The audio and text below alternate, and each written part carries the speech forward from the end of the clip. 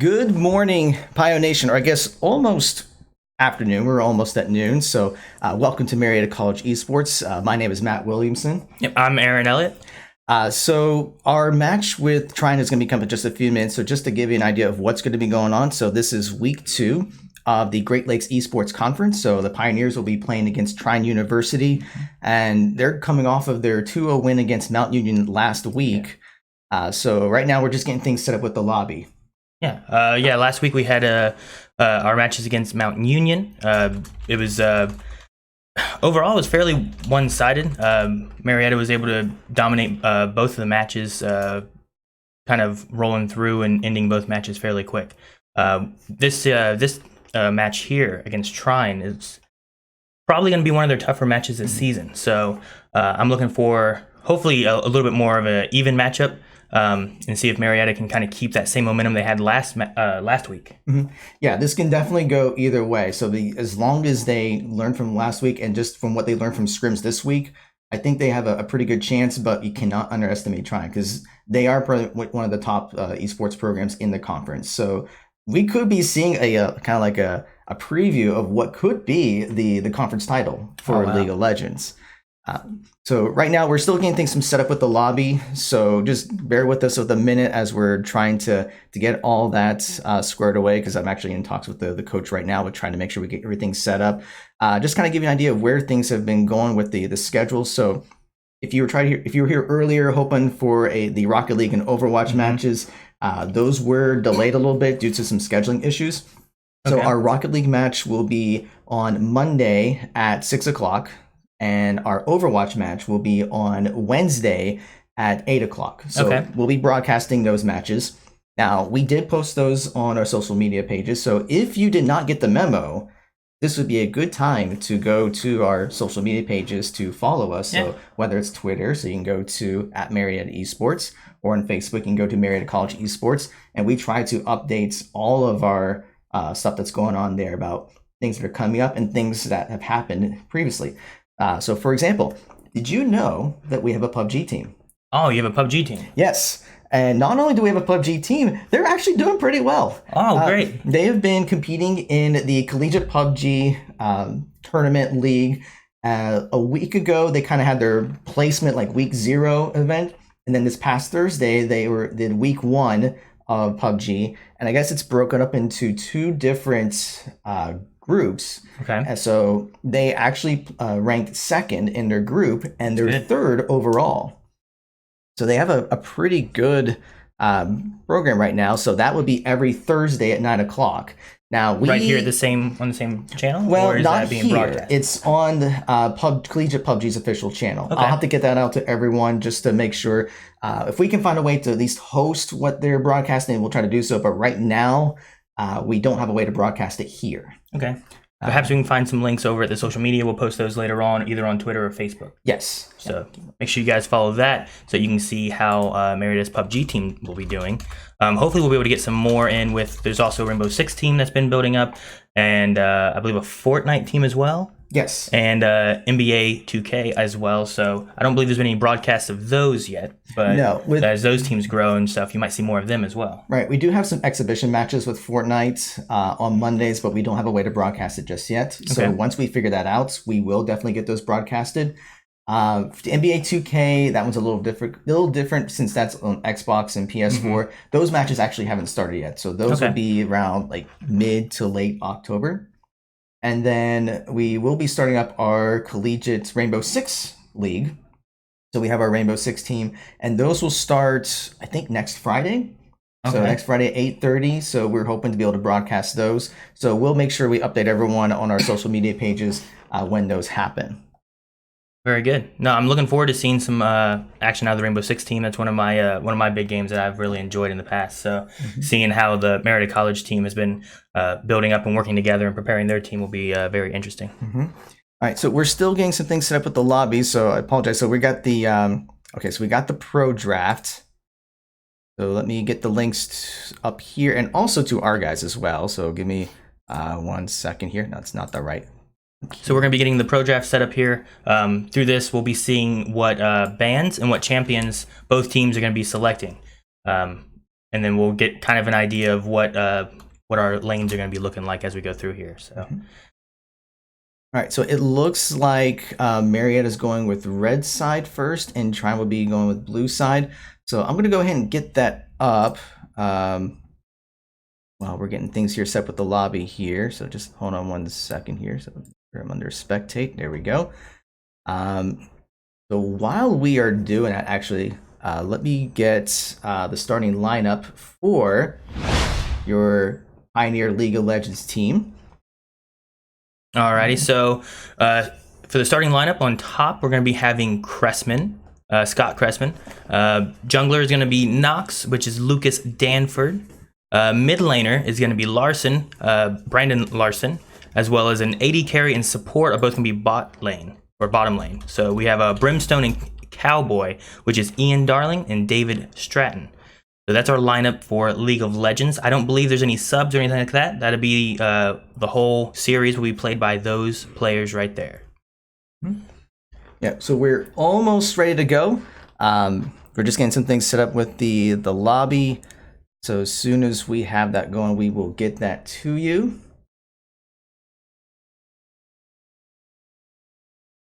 Yeah, so they're just checking some things. I'm in the lobby chat right now, and they should have, the pro draft is set up. So they're just checking some things on both sides before we get started. Let's see here. They're just making sure that their streams are set up with the appropriate delay. Ours is set up with the appropriate delay. So just so everyone is aware that we do have a couple minute delay here, just so we don't have any stream sniping going on here.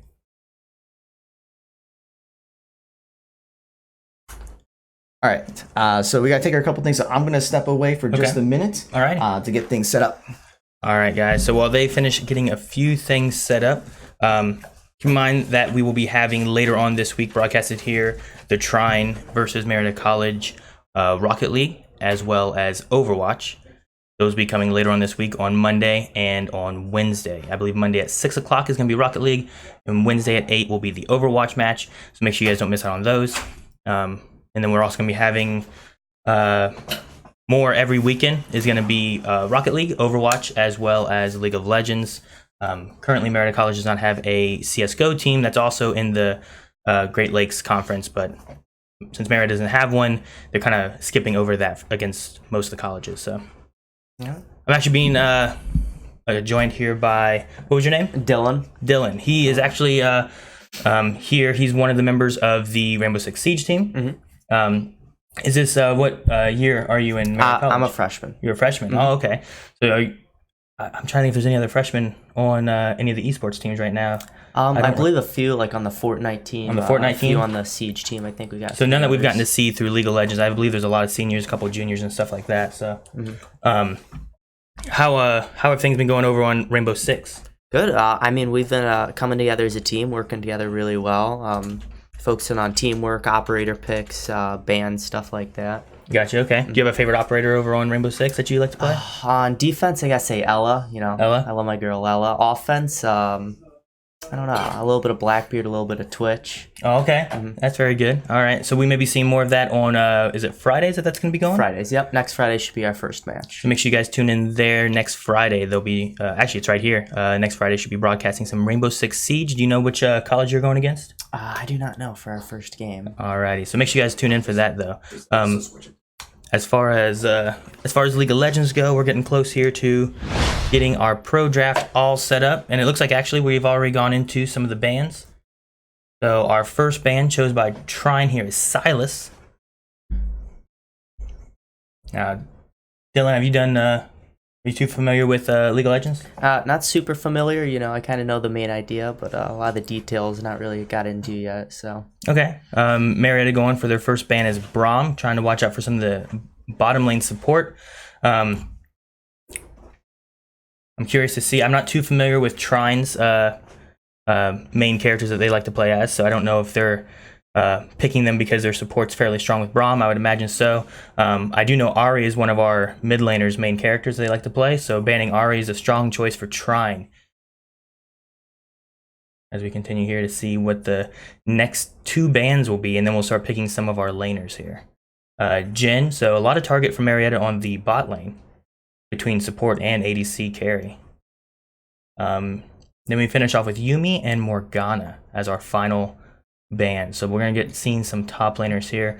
Looks like Sejuani taken for Trine's jungler most likely, which is also a strong pick for Marietta's jungler last weekend. So having Sejuani taken, we'll have to see what Marietta comes back with as her jungler.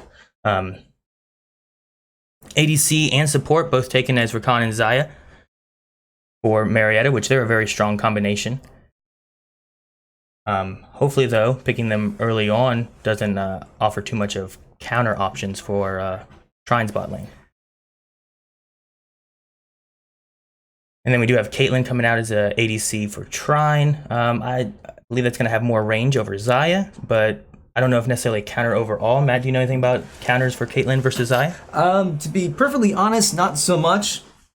But what I can see, I mean, Xayah and Rakan have a really good synergy with each other. Just the fact that they have some extra buffs when they're playing together. It's a very popular bot lane. I think they would still be okay against the Caitlyn Taric, but I mean, Taric is going to be very tanky, trying to make sure to protect the Caitlyn. So far, it's looking like they're trying to protect the AD carry, which does not surprise me, just because Trine's bot lane is their strongest champion. So their comps are going to revolve around that.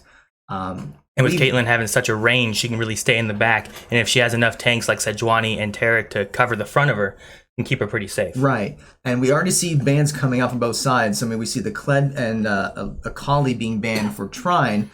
So they do not want Crespin playing that Kled in the top lane. And even with the Silas, Akali, and Ahri bans, they're definitely focusing on Larson, just because those are some of his favorite champions. We see Marietta going with the Aatrox in the top lane. And we're getting an Anivia pick. That's an interesting choice. I mean, Anivia definitely has its niche. So we'll see how this comp goes with that.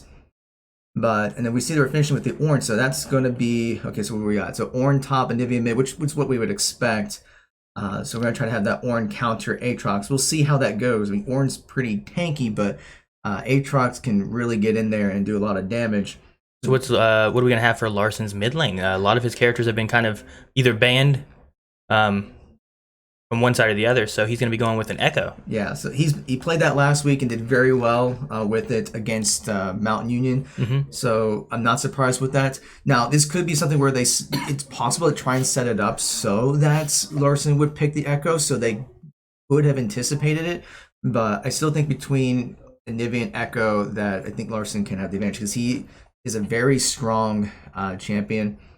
So now we'll see how that goes. And we also had jungler Jarvan last week, which actually turned out very well for Marietta since they had banned Sejuani early on in the last series. So having that Jarvan come out again, we've already seen him do really well with that Jarvan last week. So I imagine that this is still going to be a good jungler for him. Oh yeah, it's definitely one of Bludger's, or actually now it's MC Nox. I keep saying Bludger because that was his previous name, but no, it's definitely one of his favorite champions. I mean, Jarvan is really good with engage. In fact, I mean, just by looking at this comp, that with Rakan and Jarvan, you have really good engagers, and you have Rakan that can go in, do his charm to get everyone just kind of disoriented. And then Jarvan goes in with the Cataclysm to keep everyone trapped, and then you got Xayah and Echo that can go in and do a lot of damage. So it's pretty good team fight comp. But then when we look at Trine's comp, we do see the possible engagement with Sejuani and their ultis. So it's really going to come down to who gets the better engaged. Yeah, but also on Trine, we have a lot of frontliners that can really take a lot of hits, really protecting Anivia and Caitlyn. So it's going to be, even though there's some good engagements from Marietta, can they target the ones they need to target during those engagements will be the question. Yes, it will be. I mean, it's not exactly a protect the AD carry comp, but yeah, as you said, we have those frontliners, and it's really just trying to make sure that there isn't any damage being placed on the Caitlyn. Because if the Caitlyn can just free roam and do anything that she wants to do, then she can be a serious threat to the rest of the Pioneers. All right, so right now we're getting our all of our picks set through in the lobby here. Then we'll have a small delay while they get the game set up and everything, so that will be able to actually join into the match here in about 3.5 minutes. Yeah, I mean, the spectator delay is in there just to make sure no one can be stream sniping. So right now they're just kind of picking their champions. Sure. Yeah, so it's just a matter of. So what's nice about Pro Draft is the fact that we don't have to worry about champion pool limitations, because I'm sure not everyone necessarily has all the champions. So like if you were to go into normal draft and you wanted to have pick your mid champion last, then that would depend on the champion pool of your support player. And if your support player has a very limited champion pool, well then that essentially limits your mid laner champion pool. So what's nice about Pro Draft is we don't have to worry about that limitation. That's one of the reasons why we are using that in all of our matches. Okay. Well, we have everything chosen. Everything. We'll be getting into the actual match here in about 3 minutes, and we'll see how this goes between Marietta and Trine. Mm-hmm. All right. So while we are waiting for that, because it's going to be about a 3-minute wait. I know you already Dylan, you already talked a little bit about Rainbow Six. Mm-hmm. So, how excited are you about the competition that you'll be going up against starting next week? I'm super excited. I've never really played in like a professional esports setting, but I'm excited to see how it differs. You know, I know destructibility is going to be a big key. You know, lines of sight from top to bottom floor through destructible environments is going to be big. Mm-hmm. You know, just holding those angles, I think, is going to be a huge thing. Wall placement's going to be very important in that. Wall placement. Yeah, and then just teams. I imagine your teams. Exactly. Have you guys been working on like the synergy between what players are playing? Yeah, who? we've been trying to figure out like the correct composition, you know, for who we're going against or what map or what spot we're on, you know. So like chalet for garage, you know, it's you're definitely going to have a bandit trick on that, definitely all the time. So. Or I'm trying to think what else. You know, mirror on some maps is super helpful, especially through soft wall, double mirror setup. But I'm really excited to see how it turns out. I think it's going to be good. We've been practicing a lot. We've been playing pretty good together. So good. Okay. Now, for someone like me who doesn't know a whole lot about Rainbow Six, could you talk a little about like how is a game like Rainbow Six different from a game like Overwatch or CS:GO? Right. So I think a big thing is, you know, destructibility about the game. You know, it's kind of like a different thing. So like Call of Duty, you know, you can't really shoot through anything. Like Rainbow Six, you can shoot through any wall. You can shoot down a wall, some walls if you really want to, like if they're a soft wall. So defenders, a key things, you know, putting up the barricades, because each operator gets 2 barricades. So putting up a barricade that you can't shoot through. But then there's some operators that can get through that barricade, and then some operators can like just completely deny entry to the barricade. So it's almost kind of like a cat and mouse sort of game to try to get through the barricade or lines of sight some operators can have. Yeah, I would say some of the biggest differences are probably pacing in it. It's not a game like Call of Duty or Overwatch where you can have one person run through and just take everyone out and there's no respawn. So it's all about like you have that one life, you make sure you use it to the full potential. Exactly. And then you try to make sure you have angles to take out whatever you can. Either it's gadgets or, you know, the opposing players or whatever you can. So exactly. And information's a really big thing. Defenders get access to cameras throughout the maps, but the attackers, you know, are able to shoot out those cameras, and they also get drones. So they're able to spot you from really wherever they want to. But then there's some defending operators that can just completely block those drones. So it's kind of back and forth that way too. Okay. So I think I noticed that in some of the practices that even if, like, let's say you get taken down, you can still see the camera. So you're not really out of the game just yet. Exactly. Yeah, you're not really out. You're still kind of helping out wherever you can, making call outs, spotting, stuff like that. Really help your living teammates. Communication is one of the most important things in Rainbow Six Siege. Exactly. I feel like there's some games you can play sometimes that you don't necessarily have to communicate that much. Every once in a while you can, but in that one, like constant chatter back and forth of like what you know, where you see somebody, making sure you get that out as soon as you can, because someone could die real quick, in a shot or two, and it could be over. And that just changes. Because any operator, one headshot and you're out. Okay. Well, as far as we know, that our first match in Rainbow Six will be next Friday at 8:30. We don't know our opponent just yet. Actually, I think Collegiate R6 is still trying to get everything worked out because they had over 200 teams Oh wow. set up for it. They actually had to put a cutoff to say, okay, we can't take on any more teams. It's become that popular. So as soon as we get that information, we will put that out. So once again, if you're not following us, please be sure to do so. So that way you can get any updates for those things. So make sure you go to our Twitch channel. Well, you're already at our Twitch channel, so you can follow us here. But make sure you go to our Twitter. But if you're watching this on YouTube, right? Oh, exactly. Make sure you go over to twitch.tv/Marietta College. Follow us there so you get the notifications whenever the live streams start happening. And then make sure you follow over at Twitter and Facebook because you'll be able to see schedule changes and updates on when streams are going to be and all that. So make sure you guys keep an eye out for that. Now, so we are underway. So let me get the game up here for you. This may take a second. It should be working. There we go. All right, it just took a second there, but yes, this is game 1, Marietta College versus Trine University. This is a best of 3. Marietta is on the red side, and Trine will be on the blue side. It looks like we're not seeing any level 1 shenanigans, so no invades. So your typical line of scrimmage. Yeah, both teams seem to be setting up here, just making sure that there's nothing coming into their jungle, and no shenanigans about to be happening in either jungle. So far, it looks like they're going to be waiting for their minions to spawn, and then we'll just see a normal gameplay start happening. Yeah, it looks like, so there's already one ward up in the top river there for Trine, just to get that early vision, just trying to figure out where is the jungle. I mean, that's really what the early game is about. It's about trying to figure out where is that jungler, because if the jungler's on one side of the map, then you know that you can safely push on the other side of the map without worrying about being ganked. But if you don't know where the jungler is, then you have to play a bit more conservative, because if you push too far and then the jungler comes from behind and flanks you, you may end up giving away some kills. And in this game, I think it's really going to be about the early game. The battle will definitely be in the bot lane specifically. Because if Trine's bot lane wins, then their AD carry is good enough to pretty much carry the rest of the team. But if Marietta is able to disrupt the bot lane, then I believe that the AD carry would have to be playing from behind. So if they can make the AD carry play from behind, then they have a good chance of winning the game.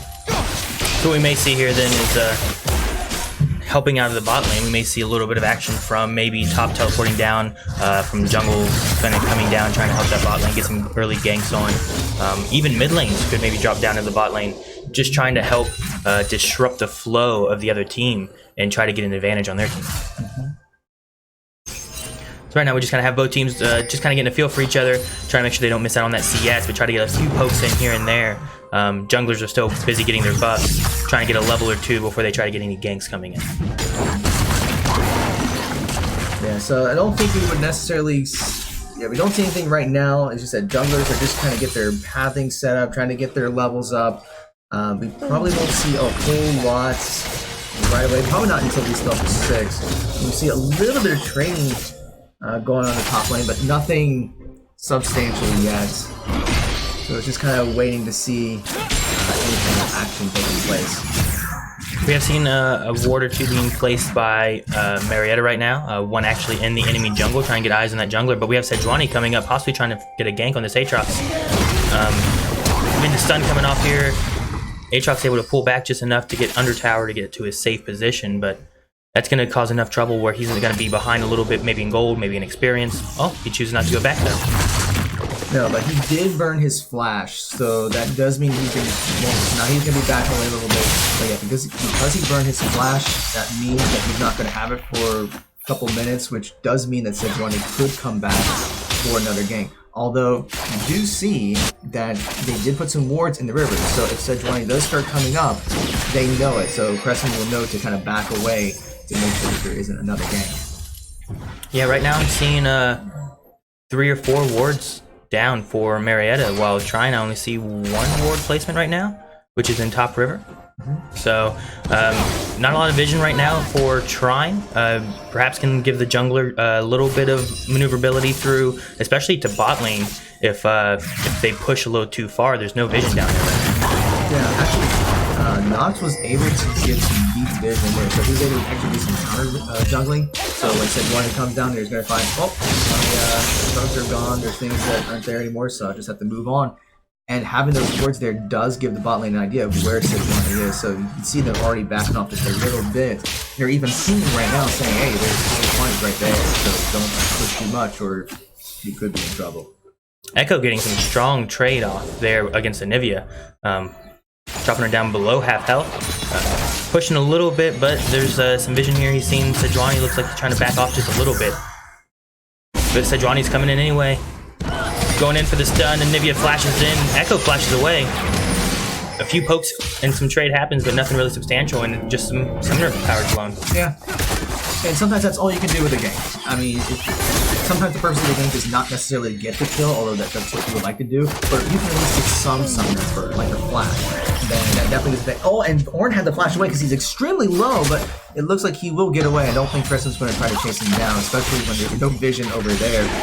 But still, that was really good to get his flash burn.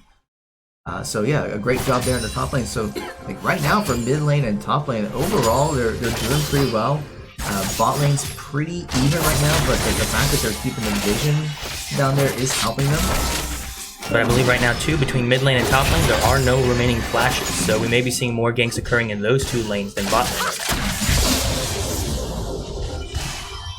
Yeah, so now we'll just kind of have to see what happens next.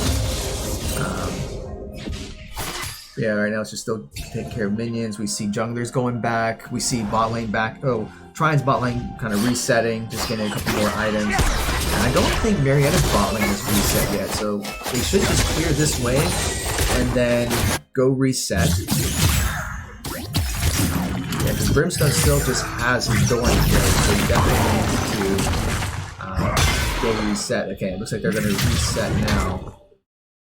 Oh, actually, no, they're not going to reset. Looks like some rotation happening towards Dragon here by both teams. Jarvan's already in the middle of it.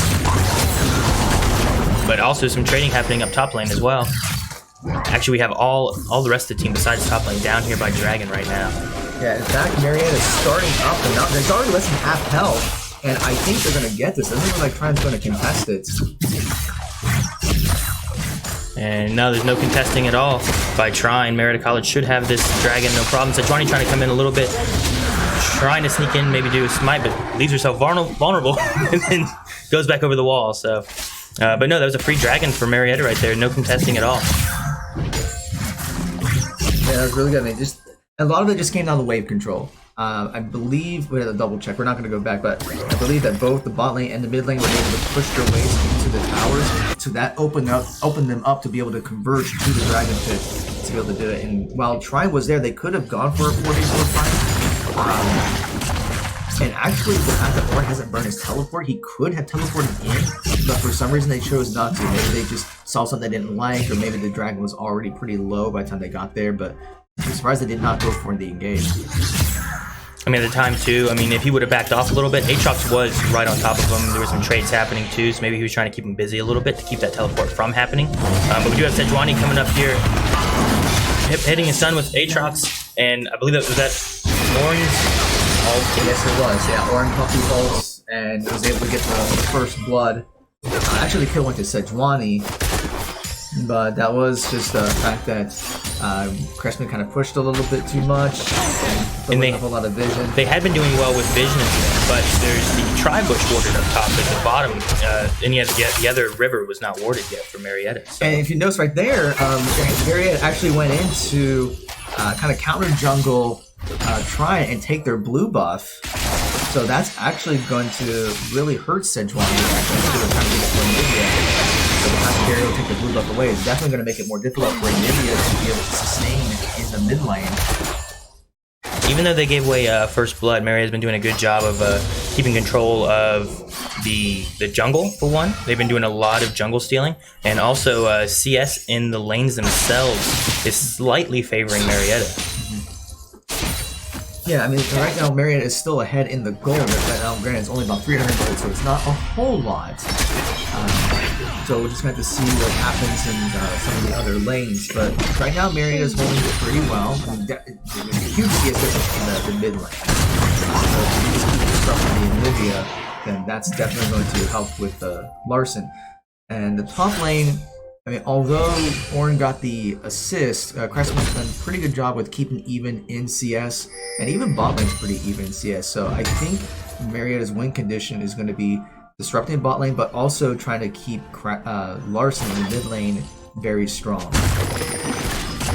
So for someone who's as new to League as I am, how would you say the importance of having a gold advantage would be in a game like this? I mean, gold is important with new items and everything. It can really buff attack, it can buff the defense. It can also give some unique buffs, like the watch can freeze you so that you don't take damage for a little bit of time, which can really alter the whole course of a engage. Right. So I mean, gold is very important as far as being able to build up your character. Experience, though, is equally as important because it also powers up all of your abilities. Once you hit level 6, you finally get your ultimate, which is a big turning point for a lot of engagements as well. So a lot of it is about making sure you can control all the minions in the lane, the jungles in here with Jarvan and Sejuani. The more Jarvan can take away experience and gold from the jungler, the less she's going to be effective ganking. So getting that gold build-up is going to be very helpful for them. In fact, right now we do see that the junglers are at level 6. In fact, yeah, everyone's at least level 6, so everyone has their ulti. So we could be seeing a team fight very soon. We're seeing a little bit of vision trying to be set up in the Dragon Pit because Infernal Drake's going to be up in about a minute. And that's going to be an important one because that's the one that gives the extra AP. And we see Sejuani going in onto the Echo. And we got the burning ult the other way, and Sejuani pumps her ult but misses. And Echo's going to get the re-engage, and the teleport comes down for Creston, and we get the kill onto Sejuani. Now, are they going to go after Anivia? Doesn't look like it. But that was a really good teleport by Creston just to go in and get the kill. It was a good time for him to come back in and be able to get at least an assist with having the loss of gold from when he died, some of the experience and all that kind of loss as well. So it was a good time for him to come in, help secure that kill. Also pushes the enemy jungler back a little bit more, causing more time for her to have to catch up.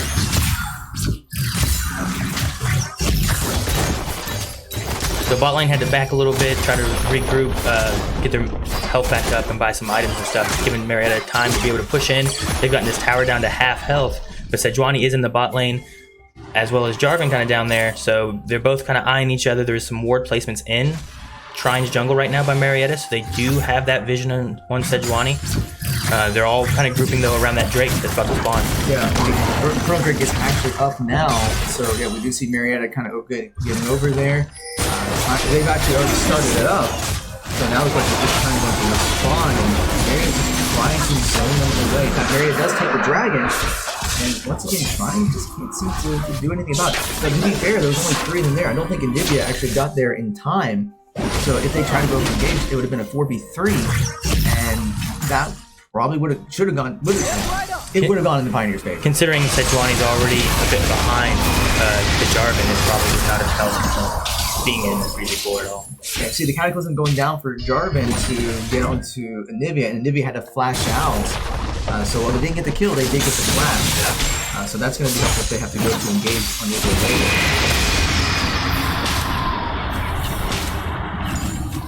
Even though they targeted Larson with a lot of their bans and stuff, Echo is still doing really strong against their Anivia mid lane right here. Got a decent lead here on CS. Also has his own bounty on him right now of 150 gold. We could even check what the gold differences are. You see that Larson's actually ahead by 1,000 gold, and Nivea is really low. And you see a little trade going to the top lane. You see Sejuani trying to get the ult in and missed. So it was an attempt by Trine, but they missed. They wouldn't get the game. But yeah, looking at the gold, we see over about 1,100 gold difference in the bot lane. So yeah, we see a huge difference there between Larson and the Stormblast. He's trying to go into Echo. He gets pretty low. He didn't really get out, so he's trying to get the re-engage, but he does get away. Echo's a very slippery champion. And Sejuani choosing to go in there when Anivia was, at the time, was trying to back out. She was trying to back at the time, so she wasn't in a place to be able to actually help Sejuani engage against Echo at all. So it did a little bit of damage, forced Echo back, but ultimately wasn't able to seal any kills there. Yeah. I think that was just more of just trying to protect Inivia as he was trying to get back.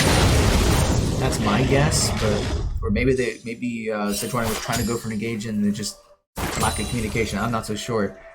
See, one big help here from Jarvan really going into the enemy jungle, it's forced Sejuani now, rather than taking that blue buff and trying to give it to Anivia, give her more sustain in the mid lane, she's needing that experience and that gold to kind of catch up. So she's actually choosing to take that blue buff and make sure that she can kind of stay with the rest of the team and not fall too far behind. And that will give Anivia a disadvantage because usually at this point you would want to give the blue buff. Oh, we see a game onto Warren. The Cataclysm goes in. It's getting pretty low. He doesn't have his flash. He can't get out, so he's stuck in that Cataclysm and he goes down. That is another kill for the Pioneers. But yeah, as I was saying, so Anivia really needs the blue buff at this point. Usually you'd want to give your mid champions the blue buff so they can sustain in the lane, farm. But since Sejuani needed that, and Anivia is really good with being able to take out her minion waves with her abilities. So giving her the ability to be able to like just drop down her cold storm there, take out those minions, and be able to push that lane. She can't sustain that because she doesn't have that extra mana. Right. Definitely very mana. Mana management is very important. And we do see that the top tower actually went down. So first turret does go to the Pioneer. So that's another gold advantage for getting the first turret. Right now, about 16 minutes into the game, we see Marietta just about 3,000 gold ahead, which is pretty good. That's about a part of an item advantage. So now it's just a matter of can Marietta keep up with this lead. We even see in the bot lane that, at least from the CS perspective, Marietta has the advantage. Meanwhile, it looks like we're grouping up here. Marietta is starting to take out the Rift and trying to push in a little bit. Echo keeping Orion away, and Nivea too afraid to move in. Sejuani's in the bottom of the lane, so there's going to be no contesting against this Rift Herald. Meanwhile, though, Sejuani may be trying to make a move on bot lane. She's coming down here, looking out, scouting to make sure there's no vision if they push in too far. But right now, the minion wave isn't pushed very far. But there is no vision for Marietta, so they will not see this coming. So it's just a matter of can Marietta spot it out? Or actually, there was some vision earlier. I take that back. There was this ward right here, so they probably did notice that Sejuani was coming down, and they didn't take the bait yet. Although Echo's starting to come down. Well, it was. But looks like Sejuani's going to try to take Marietta's blue buff. Yeah, Sejuani's moving in there trying to take Marietta's blue buff. She does succeed in that. And Terra kind of moves up just to make sure she's covered enough. They're kind of placing around Drake, but he should be spawning here about 15 seconds, but I don't think they're going to be able to engage in this, because Marietta is also coming down, preparing for Drake as well, it looks like. Okay, so we know this is a team fight in 3 minutes. Alright, so here we go. We have everyone but Orion, it looks like, right down here by Drake. We'll see if Trine manages to contest it this time. Sejuani goes in there, tries to snipe it, but Caitlyn finishes off the Cloud Drake, so they do get the Cloud Drake. Sejuani goes down. So Sejuani wasn't worth that much gold at the time, really. She's already kind of behind, so maybe getting that Drake buff, overall a little bit of gold for the team, that might kind of fall out a little bit more in Trine's favor. Yeah, actually, even though they lost the Drake, they popped the Rift Herald in the mid lane, so I think they're going to be able to take this tower uncontested. So even though they lost the Drake, they gained the kill to Sejuani, allowing them to push a little bit into the mid lane. Doesn't look like they're going to get a whole much after that. So they get a little bit of damage into the mid inner tower, but so I think that's still a good trade for Marietta. So, I mean, Cloud Drake, it'd be nice, but it's not as strong compared to some of the other dragon buffs. And it's not worth a tower and a half either, I don't think. No. So being able to utilize that Rift Herald there after losing that Drake, they come out on top with that. And they get the extra charge on that second tower, so they leave a tier 2 tower already at half health. And so far, Marietta hasn't lost any towers. All their towers are looking relatively decent, half health or so for all of them. So none of them are in major danger as far as losing any towers currently. Well, I know this is still very new to you, but what are you thinking so far? It's definitely a lot to take in. It's definitely there's a lot of in-depth placements and obviously a lot of strategy that goes into it. But A lot of it is kind of like in Rainbow Six Siege, it's about intel, it's about information. So the more wards they can place to get that extra vision, the more communication they get between each other of being, hey, I just saw the jungler going down the mid lane, make sure you watch out. It just kind of gives everyone a little bit more of a heads up of like, hey, make sure you pay attention to this or that. And we see that the bot lane went down, so it looks like all 3 of the outer towers for Trine have gone down at this point. And Trine did try to push a little bit into the mid lane, but the minion waves got cleared by Larson, so they weren't able to really put an offense there. We do see the engagement going on in the river. Right now, it looks like the whole team's here except for Orion right now. Orion hasn't came down from top lane. He's trying to hold up that one wave before he comes down. Ornn does have his teleport, so he can come in at a moment's notice. So it's not an issue that he's kind of away. Usually the strategy would be to kind of have your top laner split push off to the side and then just come in for a teleport whenever there is a team fight. This looks like we're going to be getting that team fight pretty soon. And Echo is kind of below. We see the Ornn all coming in. And I think it is. The going down, but this is good. Carrot also goes down. The stopwatch goes in. Larson's trying to take on 3 people by himself, and he's going to get punished for that. He was going hard for that. Caitlyn could not seal the deal. He was being chased by the 2 heavier hitters, the tankier guys. Yeah, so that was actually a 2 for 0 for Trine. Part of there was just Marietta was very split up, and it just seemed like the team fight was not very well coordinated. They weren't on the same page on the targets, and so this will probably be a power for Trine. And now they're going to try to get kills, and they do get the Aatrox. And Marietta should not be trying to put pressure when it's right now 2v5.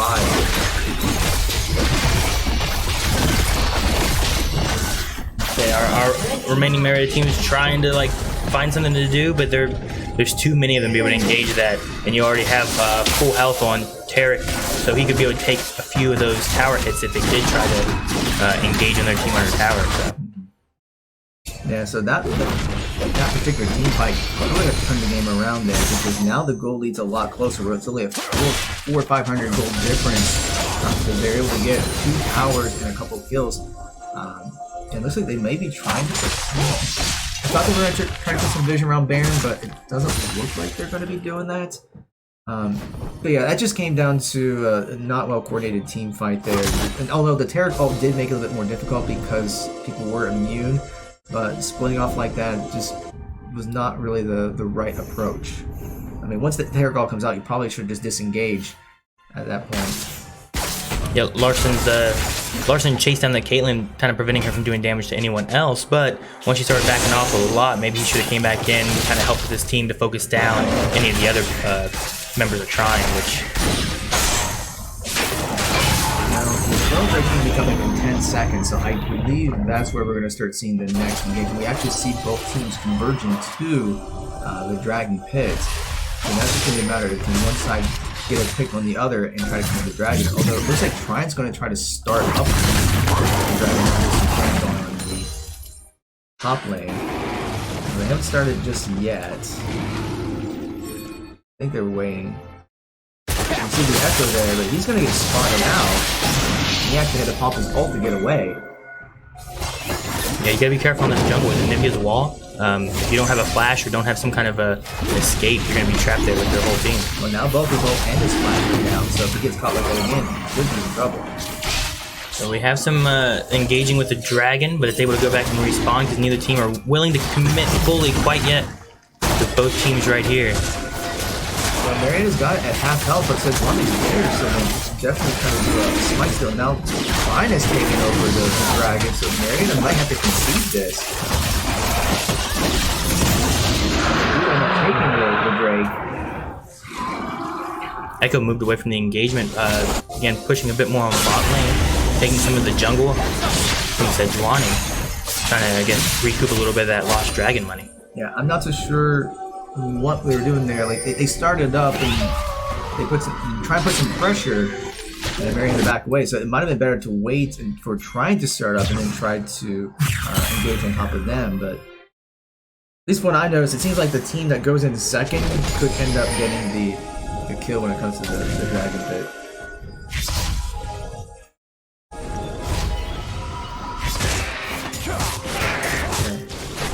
So we have Trine kind of clearing out a little bit of Baron there, getting their own vision placed around Baron. With it hitting around 24 minutes, I could see Baron happening at any moment.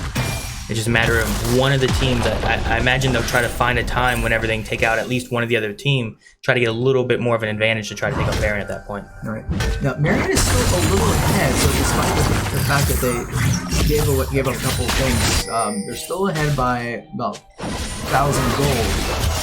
But they're going to have to be careful here. They got to make sure that they play smart this point. At this point, a pick could end up resulting in a Baron either side. So it's just going to be a matter of making sure they can kind of keep up on their farm, keeping up on their vision. You see large number of actually putting the pressure and some good damage from Nivea. So we'll have to see if Trine tries to respond to Larson's pushing, because his teleport is up, so he can continue to split push down there. And he's even getting some vision down there. That way, if there is a game that comes in, he will anticipate that. See the Nivea game low, and the egg gets spawned, and teleport goes in, so he's going to back away a little bit. So really good to pop Nivea's egg passive. And also at the same time pulling a teleport down, which is going to keep him away from this Baron if they do decide to go for Baron right now. And in fact, Nivea teleported away too, just to get over to Baron, because Marietta he's trying to clear vision there. I don't know if they would start it just yet, but Trine knows that Marietta's there, so they may be trying to do something. But you see the ping's going out, so they may be looking for an engage. We have Tarek going in here trying to clear out some of the vision. Looks like Marietta tagged that Baron, do a little bit of damage back to Trine. Yeah, you gotta do that, right? You gotta start it up and just get some aggro on it. It forces them away. And get a little free damage as well, so scare him out of there. Alright, so we see all of Trine backing right now. Try to prepare here. Maybe they're going to be getting ready for a Baron, getting ready for some kind of engagement here, and then try for Baron if the engagement goes in their favor. But they got to be careful on both sides, because the next engagement, whoever comes out on top will most likely get Baron. Oh yeah, definitely. So we see that the top laner is the bot lane right now. So at least from a goal perspective, Warren does have the advantage of CC and kills technically.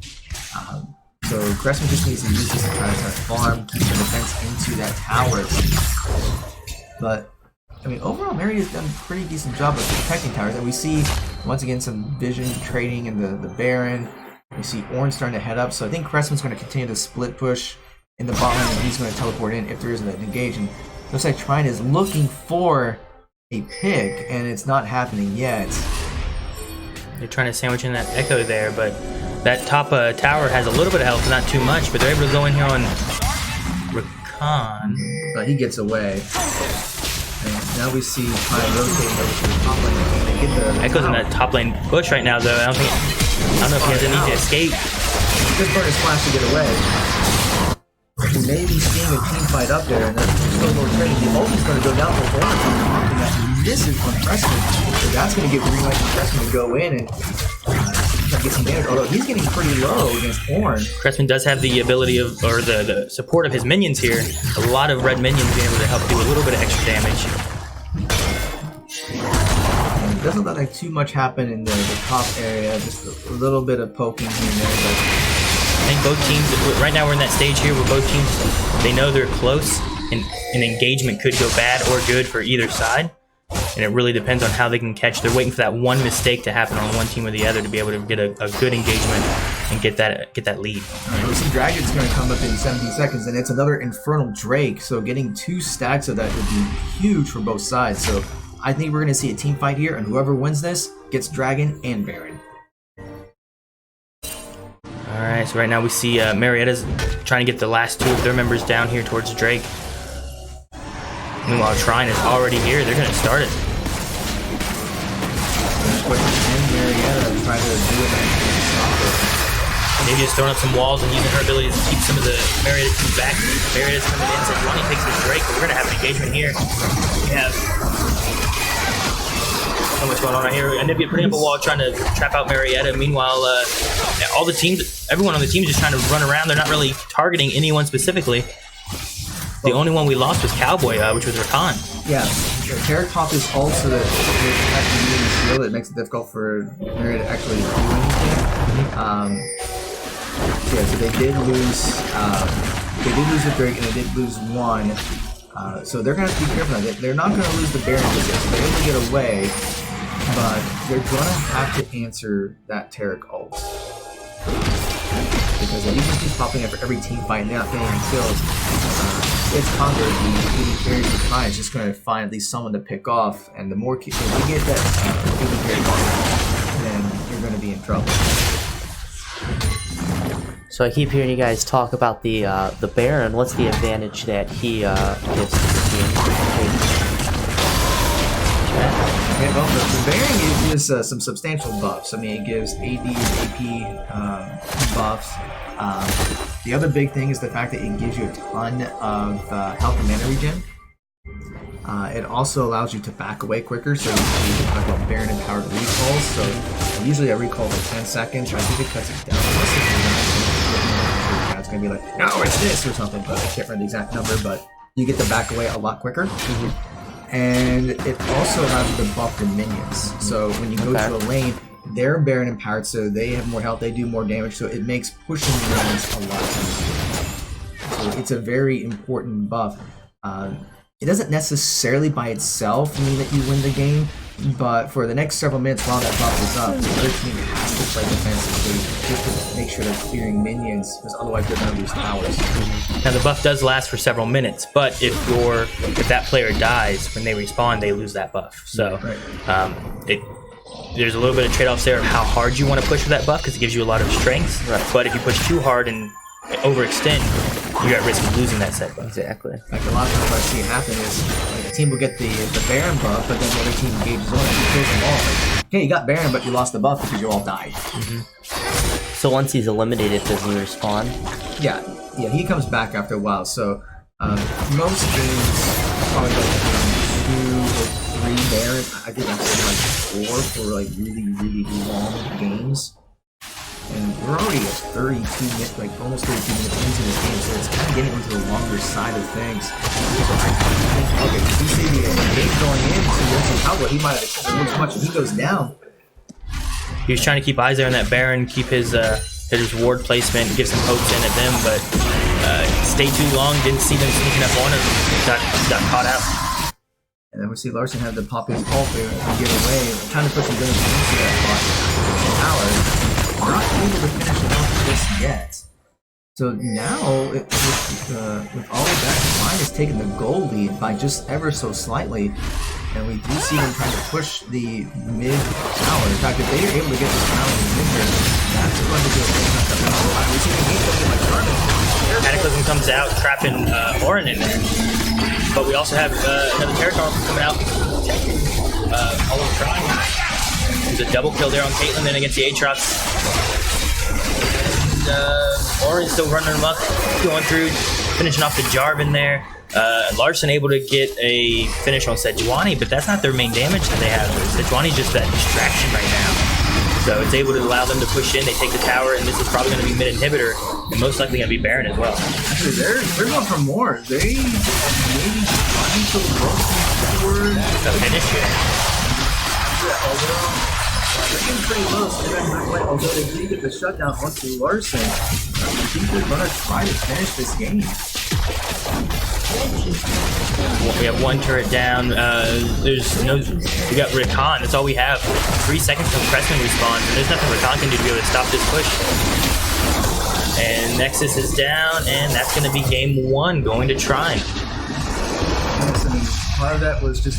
A lot of it was the Taric ults. Just anytime it was a team fight, they popped the Taric ults, and then they couldn't do anything because by the time Taric ult came up, Trine was able to get the kill on them. All right, so we'll get the lobby set up for the next game. So just give us a minute here as we get some things set up. I'm gonna go take care of a couple of things as we try to update a few things with the score. So we'll update that. But as soon as we get the next lobby going, we will get that to you. So just hang tight for a minute. All right, so they're going to be getting up the new lobby set up. They're also going to be getting their pro draft set up to get the next bans and everything going through. The that the last match here that we had, it was very even. It was very much about who makes a mistake when, Exactly. rather than being about one team being able to just kind of outplay another team. Right. So as far as this next match coming through, I mean, I don't predict it going one way or the other heavily. A lot of it's going to really depend on the counter jungling that we had out of Jarvan that game. It was really good, and it really pushed Sejuani back a good bit. But top lane got a little bit of a lead, I think, for Trine, as well as bot lane was able to kind of just come out ahead. Definitely. And even though Echo was able to kind of beat out Anivia, their main struggles, I believe, was that bot lane Taric and Caitlyn just being able to, that ulti to kind of help reduce a lot of that damage and stuff that was coming in on their team. Exactly. And then Caitlyn kind of being able to sit back and just release all the power that she could against against Marietta. So we'll see. Maybe some bans will alter a little bit for either team. Perhaps Marietta will kind of watch to take out a Taric support. Go for sort of a new strategy. Yeah. So I mean, a lot of times in their bans, it'll come through here and they'll be looking at like, well, here's what they've played a lot in the past, and here's what they're usually good with. So we saw some bans like that, especially with Trine banning Ahri, because our mid lane here for Marietta is usually a little stronger with Ahri. It's one of their favorite characters. They do really good with him. But seeing how that game played out and where their trouble kind of sat, a lot of it came from bot lane. We may see some more bans kind of targeting that side of everything. I don't know if we'll see anything different from Trine. We may see them still targeting, I believe it's, let me see here, Larson, I think, is our...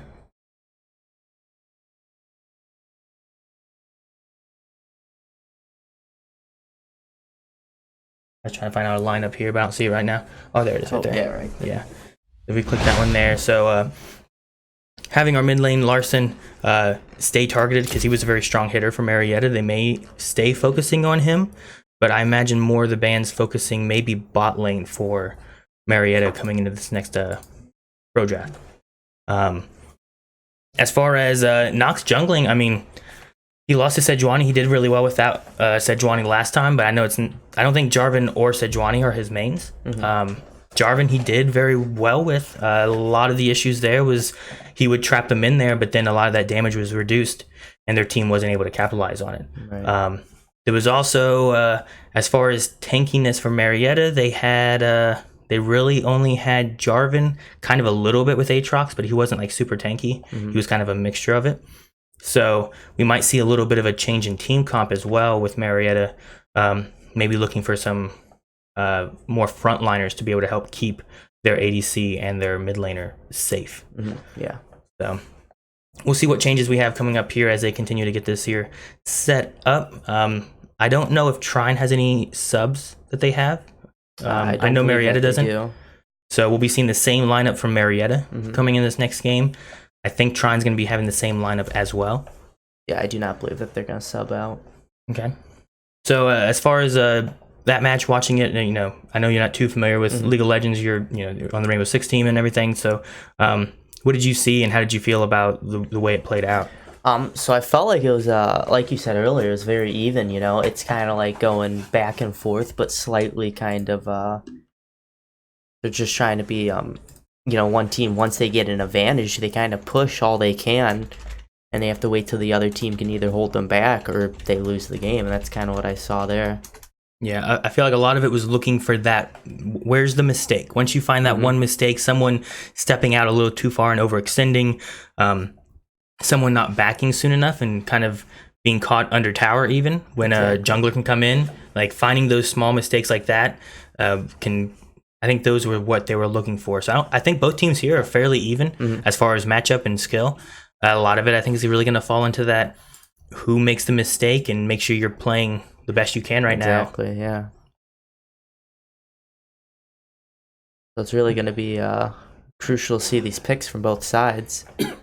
Yeah, and I think that going into this one with it being a best of 3, Marietta is really going to have to make sure they choose wisely on their bans and their team comps, because this next game, if they lose this one, they're going to be losing the series. They could come through and possibly win this next one. We'll see the third and final game in a tie of 1-1 if who's going to take the series. Definitely. So this is really going to be based on Marietta and how they go on their bans and everything here. So the lobby's finishing setting up. We should be having our pro draft set up here in just a second to be able to get all of our bans and everything chosen and swapped around. You can see the starting lineup right there as far as which players are playing which lanes.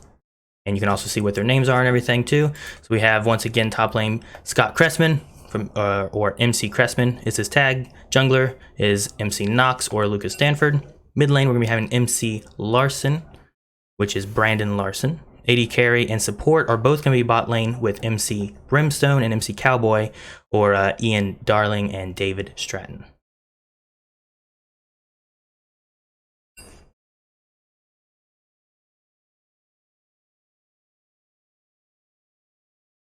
And then also, once again, make sure you guys tune in on Monday at 6 p.m. We're going to be having the Rocket League match between Trine and Marietta. It was postponed.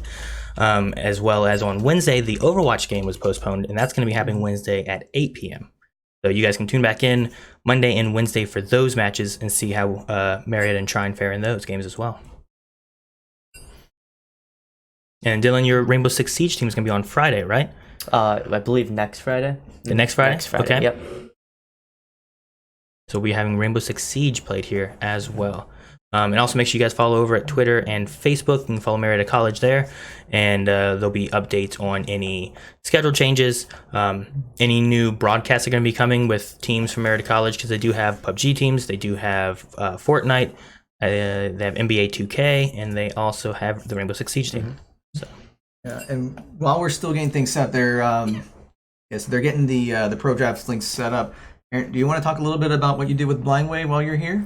With Blindwave, I'm from a small group. We have a YouTube channel.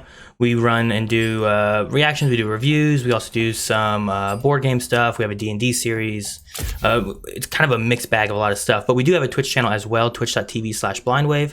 I'm actually going to be playing Overwatch with viewers this coming Monday. Trying to refamiliarize myself a little bit with Overwatch, because it's been a while since I've played that game. But then after that, we're going to be going into October, which we actually have Scream Stream. So we're all playing different horror style games and whatnot, and all the bits and tips and everything can be jump scares when they pop up on the screen. So oh man, it's a fun time. I really enjoy October. That definitely every year. Sounds fun. Yeah, definitely have to check it out. And just, if I don't say it later on, thank you for coming in to help commentate with us. We really enjoy having you here and having your support. No, it's really exciting. I really wish there was like a college or high school esports program back when I was a kid. Because back when I was a kid, there was like, MLG, and that was like as far as it went. And everyone's like, well, there's nothing with that. You're not gonna do anything with gaming or anything. And now it's it's in college, and it's professional sports teams and stuff like that now. Right. So even a few years ago, it was almost like I was in high school, and you never would think it could actually be like a potential career. Mm-hmm.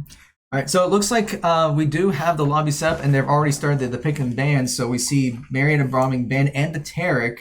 I would expect the Tarek ban. He did cause a lot of problems in the last game for team fights. We see Ari and Silas being banned, and Marietta decided they don't want to go up against the Anivia. I mean, although he didn't necessarily have a lot of kills, he was still very annoying with the walls and his other abilities, just to zone away everyone. I would feel like during laning, Anivia didn't do that great against Echo, but when it came into team fights, being able to block off a jungle fight, you can split the whole team in half right there. Mm-hmm.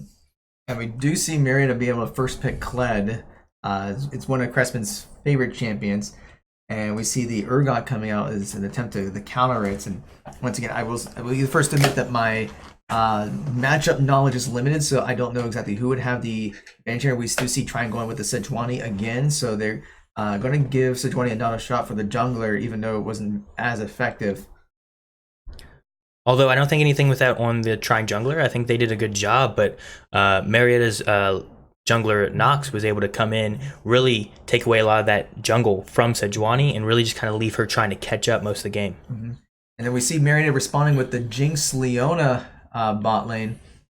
Although, I mean, it's a very strong bot lane, but one thing that I'm a little concerned with is the fact that they aren't really able to pick any counters, so this does give Trine the chance to kind of counter pick them. So we see the Morgana coming in, and that's probably going to be a support Morgana. I haven't seen mid Morgana in a while. So So then we'll have to see what they pick for the AD carry. Although Marietta will have a chance to try to put some bans on their AD carry. We see the Jarvan getting banned out, so we won't see that. We see the Caitlyn being banned. So once again I would expect a target, and we see the Rek'Sai getting banned as well. So and the Jhin. So Trine definitely focused on their jungler, focused on banning our jungler out, and we focused on banning their AD carry out. So we'll just have to see what they pick next. Yeah, Marietta seemed to focus overall a lot on the bot lane, which I felt like was the stronger part of Trine's team last game.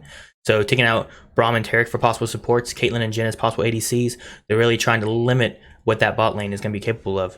And I think also taking out Leona and Jinx, like you're losing 3 ADCs, you're losing 3 supports. So what's left for Trine to pick as their ADC and support? And we see that they picked with the Cassiopeia for mid, so they want to see exactly what Marietta's comp is before deciding what their AD carry is going to be, since that is their strongest player. So now we'll just have to see what Marietta decides to do for their jungler and mid laner. Although that should give Larson an advantage since he knows what he's going up against. So we see him hovering over the LeBlanc and might be using that, and does lock in the LeBlanc as a counter to Cassiopeia. So then we'll just have to see what kind of jungler that Nox wants to go with.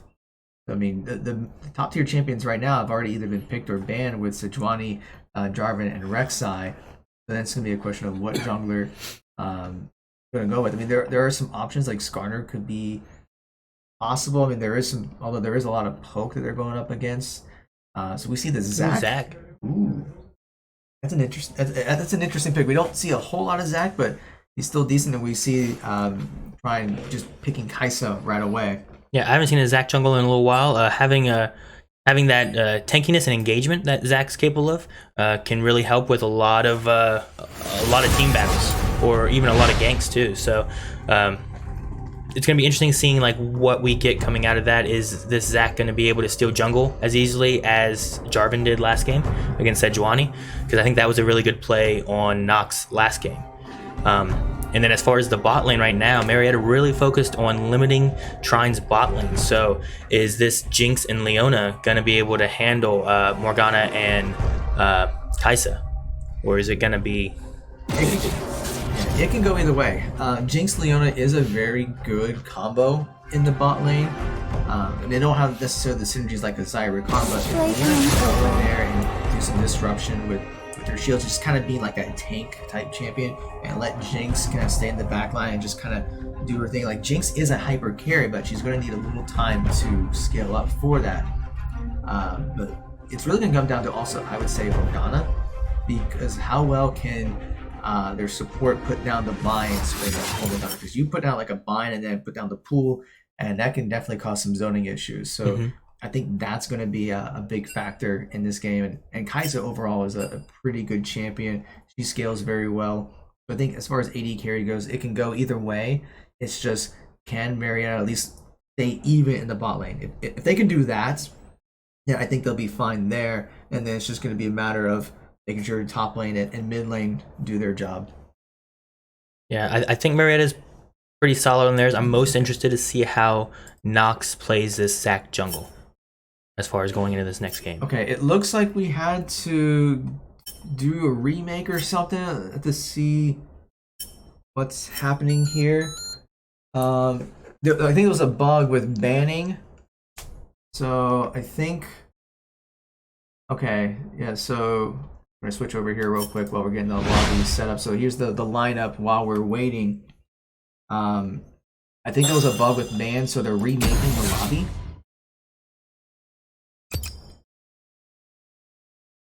So we'll get that set up.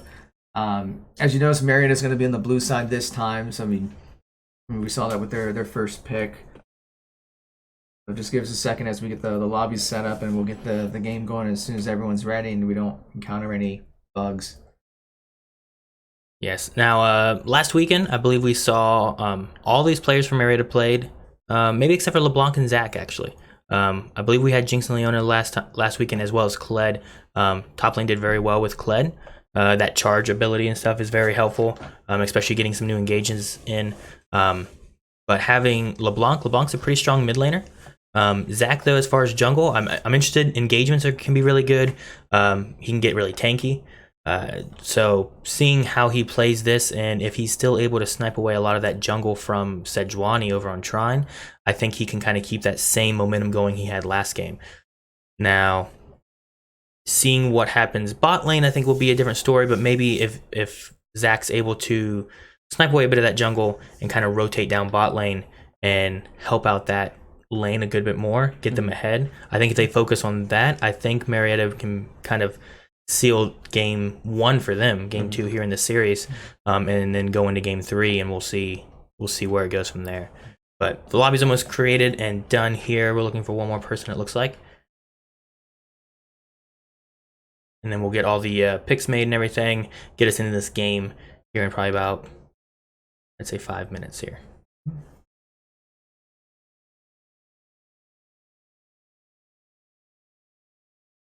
Yeah, I think I think it was a bug with the client. Cressman had to restart his client because he was not able to do any bans. And it's not to say that like Trine would pick anything that was not from the pro draft, but you still just gotta make sure if there was an error there could be something else that would bug. So you don't want anything like that happening in the middle of a game. Exactly. I think everyone's in the lobby. They're just trying to get everything set up. Okay. Matt, while we finish getting this set up, we're going to be having more Rocket League, Overwatch, and League of Legends next weekend as well. Which college are they going to be going against next weekend? Ooh, this one's going to be a good one. It's Muskingum. Ooh, Muskingum. Ooh. Oh, yes. I mean, and I'm sure you heard this past weekend how well our football team did against Muskingum. So we're hoping to have a very similar performance in all of our games next week. That's what we'd love to see. Yes, I think we would all love to see being able to take down Muskingum. They're a very new program. This is actually their first year as an esport program, so we have a little bit of an experience advantage, especially in Rocket League and League of Legends. We'll see how things go with Overwatch, but I think it'll be very exciting.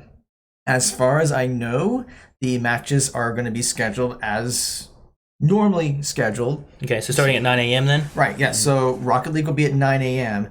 Overwatch will be at 11 a.m. And League of Legends will be at noon. Okay. So I know last week it was scheduled at 10 a.m., but that was just because neither of us had a CSGO team, so we decided to move that one a little bit earlier. League of Legends is normally scheduled at noon, like it is this week. But that does mean next week we'll start with Rocket League, and then there would be a break. So there'll be like an hour break because Muskingum does have a CSGO team, so I think they'll be playing someone else. In fact, I can check. So their team will be playing between 10 and 11, and then we'll be coming back here at 11 with Overwatch, and then wrapping up with League of Legends. Exactly. So there'll be like a small break here. Looks like there's still some bugs going on with the client. So let me see what's going on. I'm going to step away real quick and see if everything's all right. I'll be right back. Alrighty. So going into game 2 here, what would you say is the most crucial thing that Marietta should do? I think their biggest hindrance last game was bot lane. I think the ban choices they made and their picks. So while they were focusing on Nox, because I think Nox did a really good job jungling last game, he just wasn't able to help his bot lane really get the advantage they needed. Right. So they're with Trine focusing on Nox. Really, they chose Sejuani. They banned Jarvan. You know, they're taking out junglers by their bans and their picks to really hinder his choices. Marietta did the same thing with the bot lane. So focusing on making sure they limit, well, you know, you're not going to be these supports, you're not going to be these ADCs. We're going to force you into hopefully something you don't want or you're not as familiar with. Exactly. I think going that route, if they can get a little bit of an advantage over that bot lane and really push it and keep their ADC kind of lacking in their damage, I think Marietta may be able to pull out ahead in this next match. I guess this.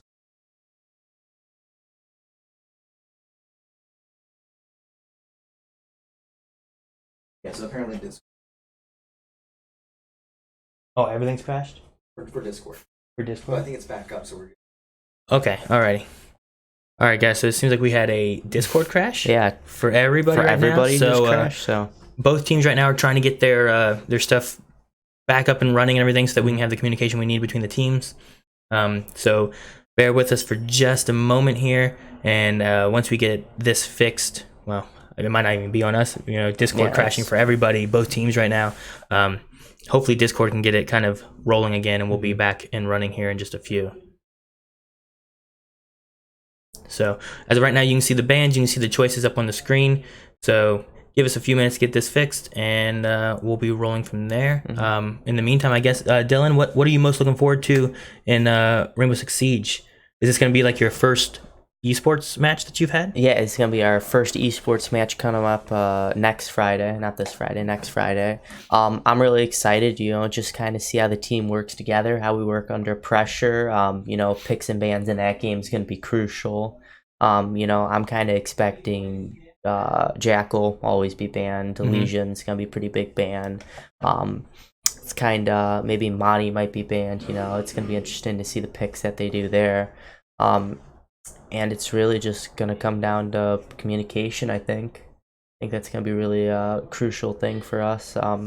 But that's really what we've been working on. We got a shot caller who just, calls out everything. It's all information, as you know. Good. So. Okay, well, good. It's always good to have that shot caller.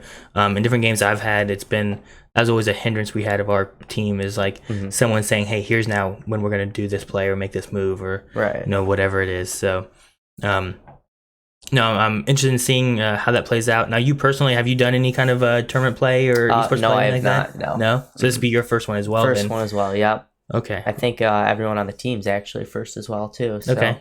Are they more freshmen, or there's some seniors on there too? So we have 2 other freshmen, or 3 other, I believe. I don't know exactly. And then we have 2 upperclassmen. So. Okay. Now, do you have any subs, or you have one team, or? We have 1 sub, but I don't really know what's going on there, to be honest. Okay. So, but we got the team together. We play twice a week. We get tons of time in. We play a lot offline. Stuff like that. We hang out. We know each other. So, I think it's gonna be really cool to see what happens. So. Well, good. I'm looking forward to that. So, I don't know if I'll be involved in casting, but I'm gonna try to at least watch it at some point and see how you guys do. So I'll be looking forward to that. Cool. Yeah. So, all right, guys. I think they're still trying to get their Discord and everything set up here. So bear with us for a few more minutes. Hopefully, Discord is back up and running. Looks like it's the browser and the actual application is just not working for them. So. Gotcha. They're gonna try to use League Voice in game or something. So. Open up my Discord on my phone and see what it says here. Yeah, I don't.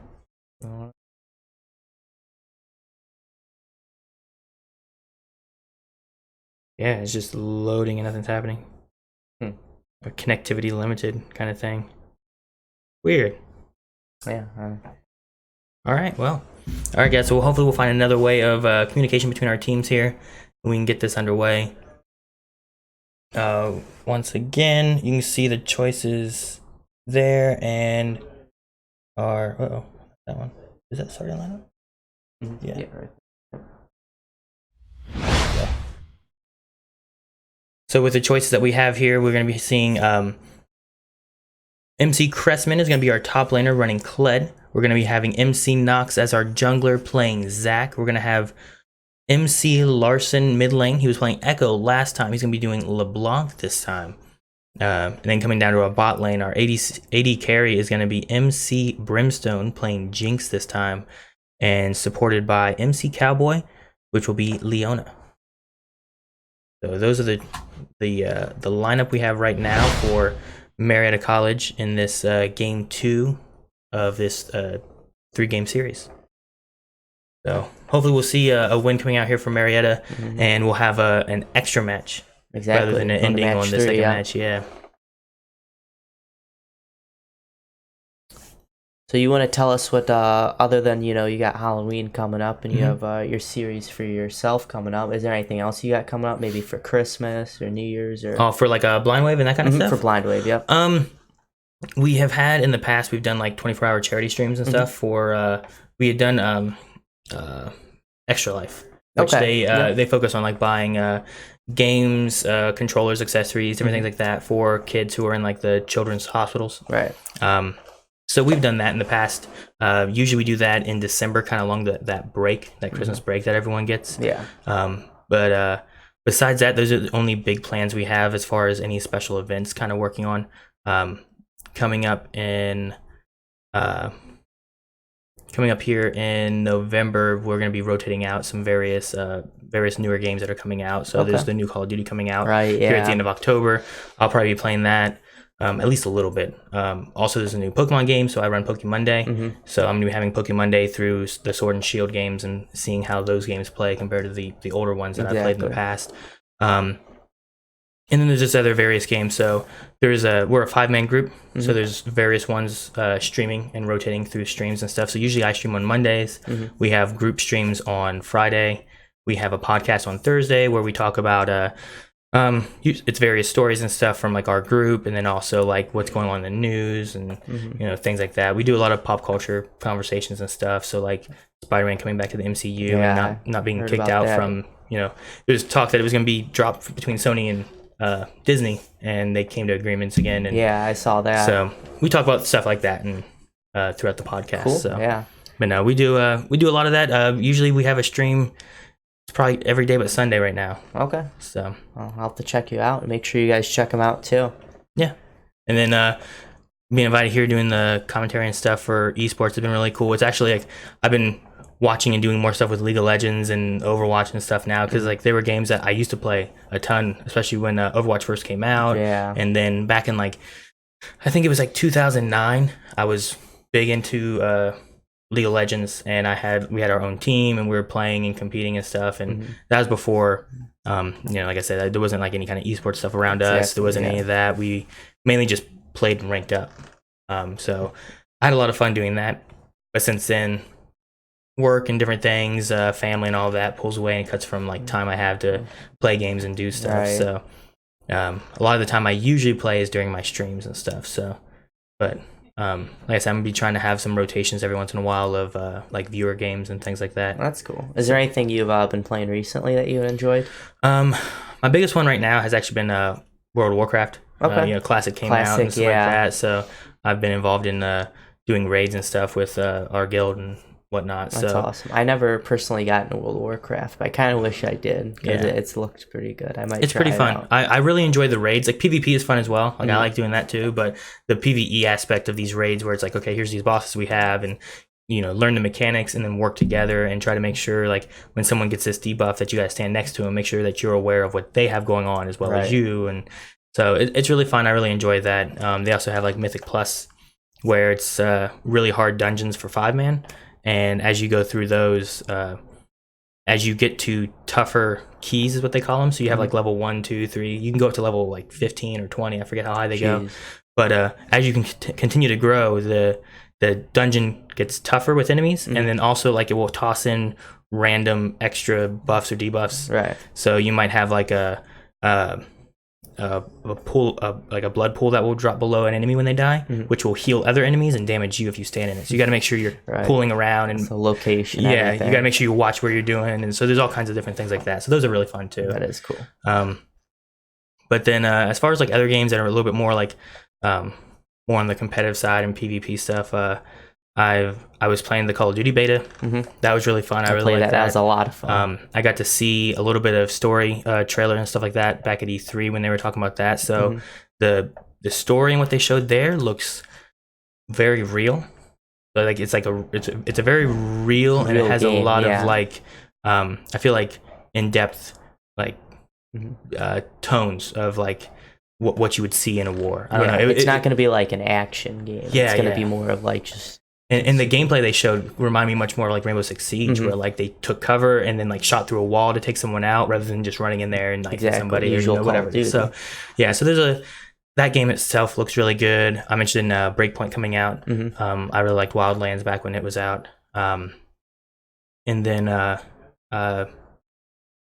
the creators from Dead by Daylight that made a game called Death Garden, we've streamed that a few times in our group, and it's really fun because it's like 5 people trying to like scurry around and collect resources and escape this like level while another guy's trying to hunt you down. Those are always fun. So it's a fun to do that. So we'll probably play Dead by Daylight during the Scream stream as well, because it's like a scary horror version of that same thing. So I love that game.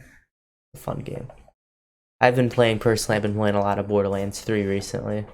Oh yeah, Borderlands 3 is really good. It is really. We played a little bit of that and Gears 5 as well. Gears Both 5 of those play pretty I haven't well. played that yet, but looking at picking that up.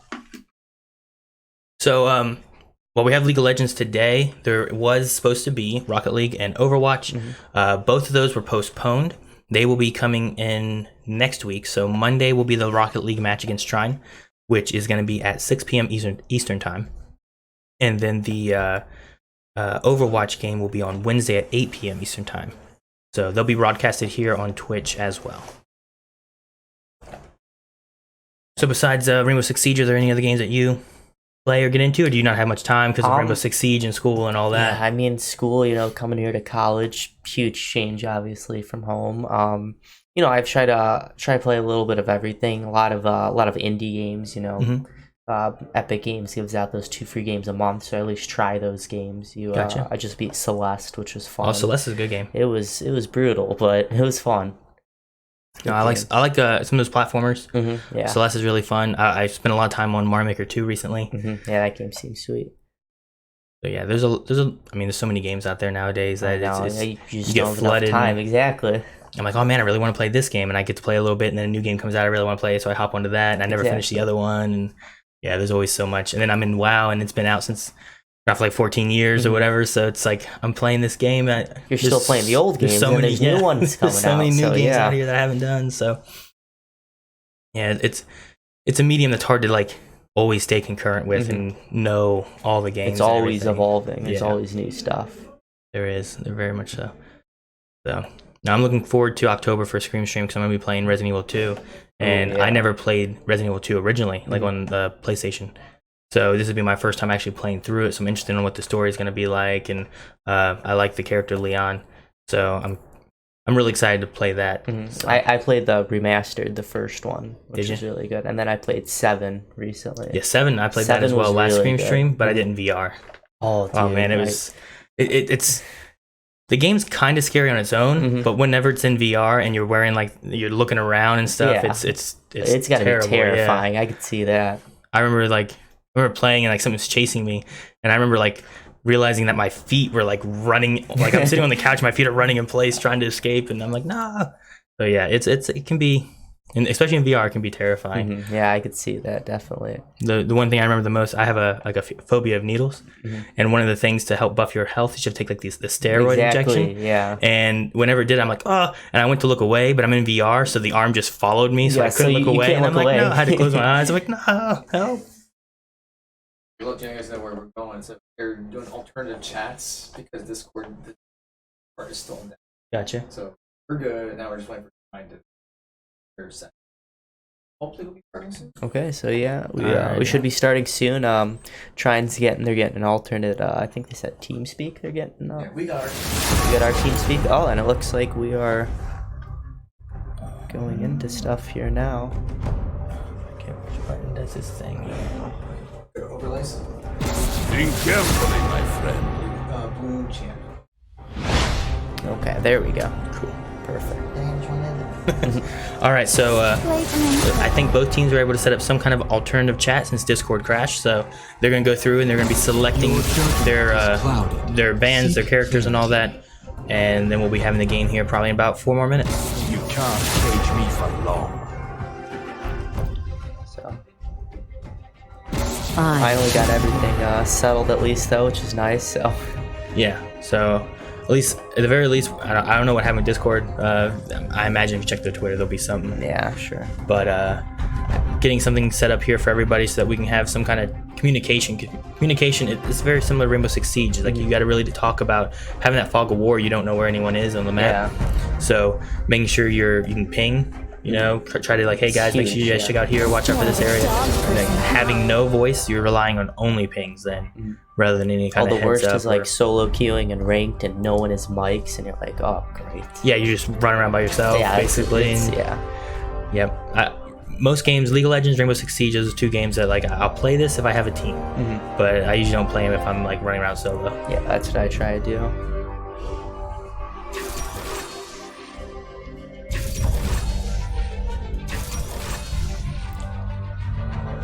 So we have Marietta and Trine locking in their picks here. Yes, we do. We're down to our mid laners and everything getting picked out. We're going to be picking out our last 2 bans here in just a second, which we already went over all of that before losing communication. So this will be real quick going through and just selecting the last couple bands and the last couple characters. Who dares defy my will? Now, as I said before, they went really hard on stopping Nox and his jungle options. Right. And then Marietta went very hard on the bot lane and trying to really prevent what Trine had for their AD and support down bot. So I'm very interested to see if those bans changed up anything and will give either team more of an advantage now that various champions have been taken away. Definitely, yeah. My genius will be understood. The most curious pick I thought from Marietta was Anivia. I didn't think that she really contributed too much overall during the last game, but I think the biggest thing is trying to get those engagements. They don't want that wall coming up and blocking their team, because one of her abilities will put an ice wall, which is fairly considerable. If you're in the jungle, it can basically block off an entire Block off road. the team, yeah. So if you get that placed just right, you get 3 and 2, split, and they can't do anything unless they're utilizing flashes or ultis or some kind of ability that's going to go on cooldown then. So. All right, all of our bans and everything have been picked. All of our players have now chosen their characters.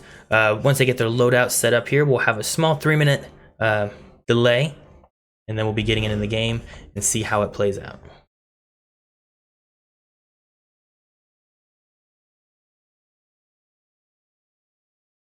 And also, I want to thank everybody for tuning in today on Saturday.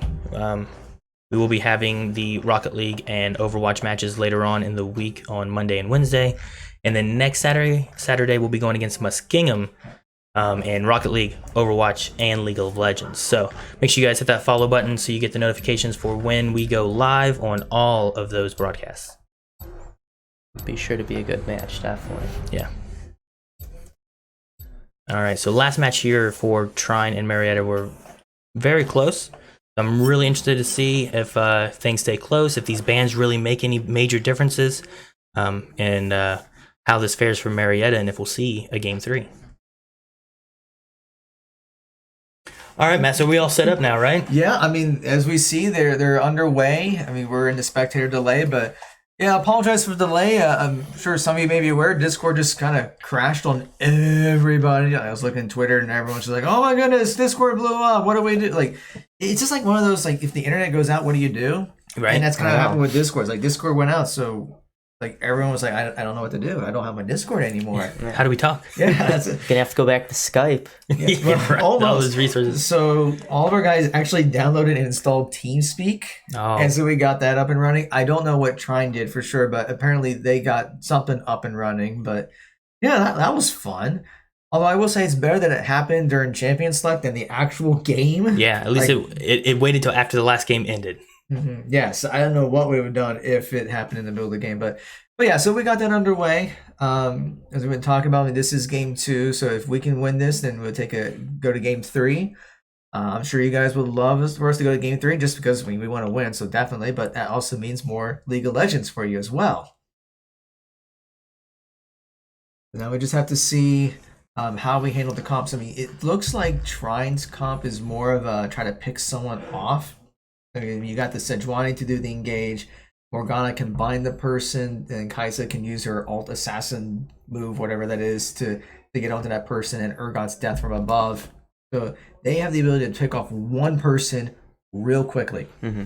So then the question is, can Marietta respond to that? And I think they can. We got the Jax ult, which has changed. It was reworked a couple months ago, where, I mean, he still kind of does the bouncy thing, but he can grab someone and then take him with him. Gotcha. Okay, so when Zach bounces, it kind of puts him in like a bubble with him. Yes. And they bounce around a little bit. Okay. So like he could use Does it still do the drop damage each time he lands too and everything? Okay. Yeah, so at the same time of them picking off one person, he can kind of delay someone from really being involved in the fight. Right. So like if you're able to get that on like Kaisa and like take her out of the fight, then that would give Marietta a huge advantage, because the Kaisa is still their main source of ADC. So, I mean, their main source of damage, I say. I mean, of course it's the main ADC, but the main source of damage.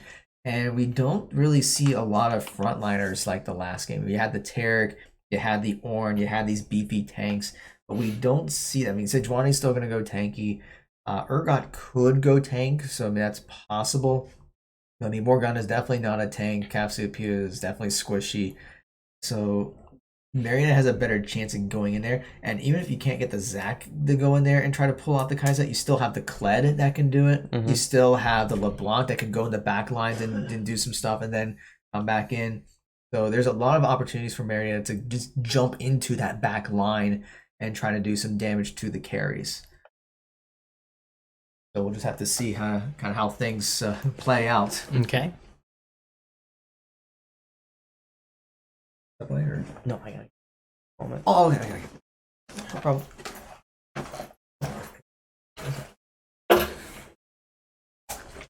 All right, guys. So we are getting into this match here of game 2 out of this 3-series game. We'll see. We'll see how our players start off. We'll see if I don't imagine any kind of invades or anything. I imagine a very straightforward matchup where we're gonna be seeing them line up along the river, make sure there are no engages or into the jungle or anything. But you never know, actually, because like what I've noticed is if a team like wins the first game, they may try to go for an invade in the second one just to kind of throw everyone off. And we do see everything is underway, so give it a second to. I don't know why it takes a second for the game to actually load. There we go. But we do see the game starting up. I mean, there could. It doesn't look like there's going to be an invade just yet. No, I'm not seeing it. Summoner's Rift. everyone kind of has their spots they go to, and they're kind of gonna wait up there and make sure there's nothing happening from either side. Yeah, well, I was saying earlier, sometimes I noticed that for some games, that after you win the first game, you may try to go for an invade because you would think the other team is not expecting it, and that ends up like getting a flash or a kill or something. But yeah, it looks like both sides are still playing very safe. I mean, from the last game, it was still pretty even until a couple of team fights. So it's definitely not going to be necessarily a one-sided match. As long as Marietta plays smart, make sure that they're keeping up on their vision, they're keeping up on their farm in the early game. So as long as they at least stay even, then yeah, they have definitely a good shot at taking this and going to that game 3. All right, so the minions have spawned. We're getting into gonna be rolling into the laning phase here. Once we help out our junglers, grab their red and blue buffs here. Zac not needing that blue buff considering that he doesn't have mana, so I'm sure he's gonna want the XP and stuff. But we'll probably see that going to LeBlanc in the mid lane quite a bit here once we get past a little bit of the early game. So having that extra sustain against Cassiopeia here will probably really help mid lane. Yeah, we see that Trine also started with their blue buff. Pretty standard. I mean, normally would start that way. You have an idea that both junglers are going to be starting on the bottom side of the map. So that way, if there's a gank attempt somewhere, that most likely the jungler is going to be in that same area to try to the counter gank or counter jungle and so forth.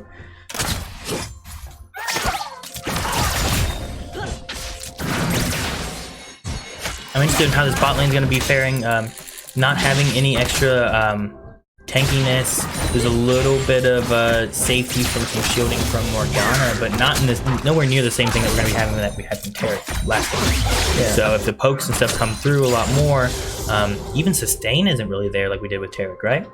Well, yeah, I mean, you're not getting the heals from Tarek, and I will say Tarek's heals are not super strong. That's not necessarily why you go for the Tarek. You go for the armor, you go for the stuns. So at least when maybe I don't play Tarek correctly. I mean, Tarek was actually one of my first champions back in season 2, and I absolutely love Tarek. He's one of my favorites. That means different though, but right? it's very different now. But his heals aren't as strong as they used to be. So while there isn't as much sustain, Morgana still has kind of the poke, can help with wave clear with her pool. She does a pretty good job with zoning out the other team as well as putting up that black shield, because that can be very disruptive, especially if you're trying to go all out on Kai'Sa there. But to be fair, Jinx doesn't really have a lot of AP, so the black shield isn't going to be as useful. And we do see a gank attempt onto Larson, and actually doesn't get a whole lot out of it. I mean, no No flashes were burnt. Yeah, I don't see any flashes burnt. LeBlanc was able to use her ability dash away a bit. But we have Zach coming in here for a possible counter game. Going for that Sejuani, who is already low, and that Ignite does tick her away, giving Larson first blood. Yeah, a really good start there, just to be able to, that's what makes the Ignite very useful. I mean, just a little tick, you think you get away, and then you see that ticking down, and you go, yeah, nope. No, we had a really good move there from Nox. Zach didn't really do anything except for cut off Sejuani and force her back into mid lane, where LeBlanc was able to finish off that kill. So, and then we just saw in the top lane that Zach went for another gank attempt, and although they didn't get Urgot, it forces Flash, it forced him to back away. He's probably going to have to burn his teleport to get back. Yeah, we see it right now. He has to burn his teleport just to get back in lane so he doesn't fall behind. So we're seeing Nox becoming really aggressive early in the game. But now we see Sejuani coming down there, and Sejuani does get caught out, so the bot lane is going to back away, so we're not going to see a gank attempt there. So that was really good vision by the Pioneers, just making sure that there was that ward there to catch it, because if that ward wasn't there, they would have not seen Sejuani coming, and they'd probably be dead. Yeah, most likely making sure they have that tri-bush taken care of. Tri-bush is a very common way that the junglers will be coming in, just because lots of times people don't place vision there, they place it in the river trying to look for the safer option. But if the jungler's really going for that gank, coming in there from the enemy jungle is a I don't know, a dangerous location that they don't usually think about. Yeah, and actually what we saw there was the vision was down in both areas, the tri-bush and the river. So they saw it from the river and saw that she was going to head towards that tri-bush, so they were just able to back away to prepare for it. So yeah, it's just really good job there. Now we see Trine's bot lane having to reset. I mean, which makes sense. So they pushed out the wave pretty well, so they were able to go back and reset. And Marietta's going to have to try to at least take this lane before they go back and reset. But they will have to reset somewhat soon, because especially if we're going to start seeing any more gank attempts in the bot lane. Top lane is pretty even here. Kled got into a dangerous situation earlier on. Urgot was able to knock him off his mount, but then Zach came in and was able to help Kled get some safety and give him a good time to back so that he didn't miss out on too much. LeBlanc going in with her dashes, but missing her chain, expecting Cass to actually retreat, but she's like, nope, I'm not going anywhere. Yeah, which is interesting because Larson does have is level 6 now, so he is ahead in level, so he can use his ult anytime he wants. I don't think that would have been the right time to use it, but it is now available. And we even see that Zach has a bit of a level advantage over Sejuani, so we might see some more gank attempts once Zach hits up. Zach, actually, speaking of, Zach's going in on mid lane right now against Cass. Able to get some damage onto her a little bit, but not able to finish her off just yet. Cass trying to make sure she keeps that minion wave there and doesn't lose too much experience, too much gold. Yeah, there just was not enough oomph there to finish off Cassiopeia just yet. And now her, it just hit level 6, so her ult is available. So she does have really good disengage, just turning things into stone. But we see Larson getting some good damage onto her.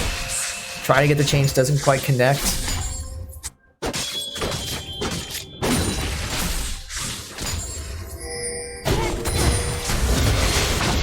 LeBlanc with that dash ability of hers has some really good poke abilities where she can get in there, get a few pokes, and then just get back to her original spot with not much danger to her. And we see that Trine's going for the dragon, and I don't think Marietta can do anything to contest it. I mean, Larson does get the kill on the Cassiopeia, but Mountain Drake is going to go to Trine.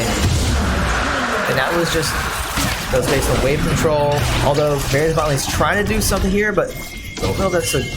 Yeah, so they're going to back away a little bit. You have LeBlanc coming down and Zach coming in as reinforcements. And the charge. We do see a fight coming in here. Sejuani's getting low. The teleport's going in, but we see Sejuani going down. Kai'Sa gets very low, but will get away. So yeah, that looks like a 1-for-0 for Marietta. Yeah, able to take out that Sejuani. They got a few really low, but weren't able to finish off anyone there. But having those reinforcements from LeBlanc and Zach coming in at just the right time, so even though they did lose the Drake there, they were able to get a kill on mid lane and jungle. Yeah, so actually that Larson now is 2-0-1, so LeBlanc is one of those where she can get pretty scary if you get her going. So with two kills and assist, we could be seeing a very scary LeBlanc if this keeps up. Yes, we could. Having that Zach's been all over in every lane so far, really trying to help his team keep some leads, at least get some pushbacks where they can, at the very least, get that experience and gold lead on the creeps.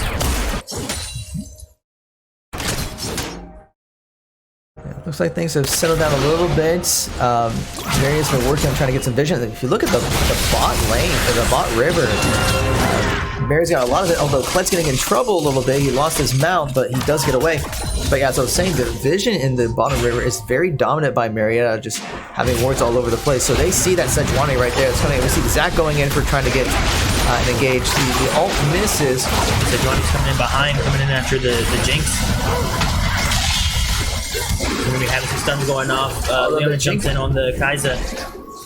Zach's going down, but he's trying to pull himself back together, but I don't think it's going to be in time to be able to get out of there. No, that was not a very good attempt. It was a good try, but the damage was split. Like, they were going onto Kai'Sa, and then Sejuani come in, so they changed course and gone to Sejuani, and that just kind of freed up Kai'Sa to do some damage. So now that's going to give... that basically allows Trine to take the gold lead back and get some turret plating here. LeBlanc's coming down here, maybe trying to save this tower. Get some picks off here on, gets Kai'Sa down. No, it's Morgana down. Yeah, so that was actually pretty good. So Jinx did set up the ult. Oh, the Larson's getting low, but he gets away. But yeah, so Jinx popped the ults to get some big damage in there, and that allowed Larson to follow up and at least get a kill onto Morgana. Meanwhile, Larson has not gone back, trying to bait him out a little bit while his rest of his team comes in to support him. Does not work though. Trine decides it's enough. We're gonna back out of here. Take our losses and our wins and go back up. But yeah, Maria's gonna have to be very careful because now Kai'Sa does have 2 wins, or not 2 wins, 2 kills, and you don't want to get their AD carry fed because if the AD carry ends up winning that lane or winning by a lot, that could cause some problems later on in the different team fights. So you do not want to get that Kai'Sa ahead. So Maria's gonna have to be, so if they do another like gank attempt in the bot lane, they're gonna have to make sure they can pick off that Kai'Sa, because we even see Kai'Sa was able to get the kill onto to Zach and has the red buff just to help with pushing the lane.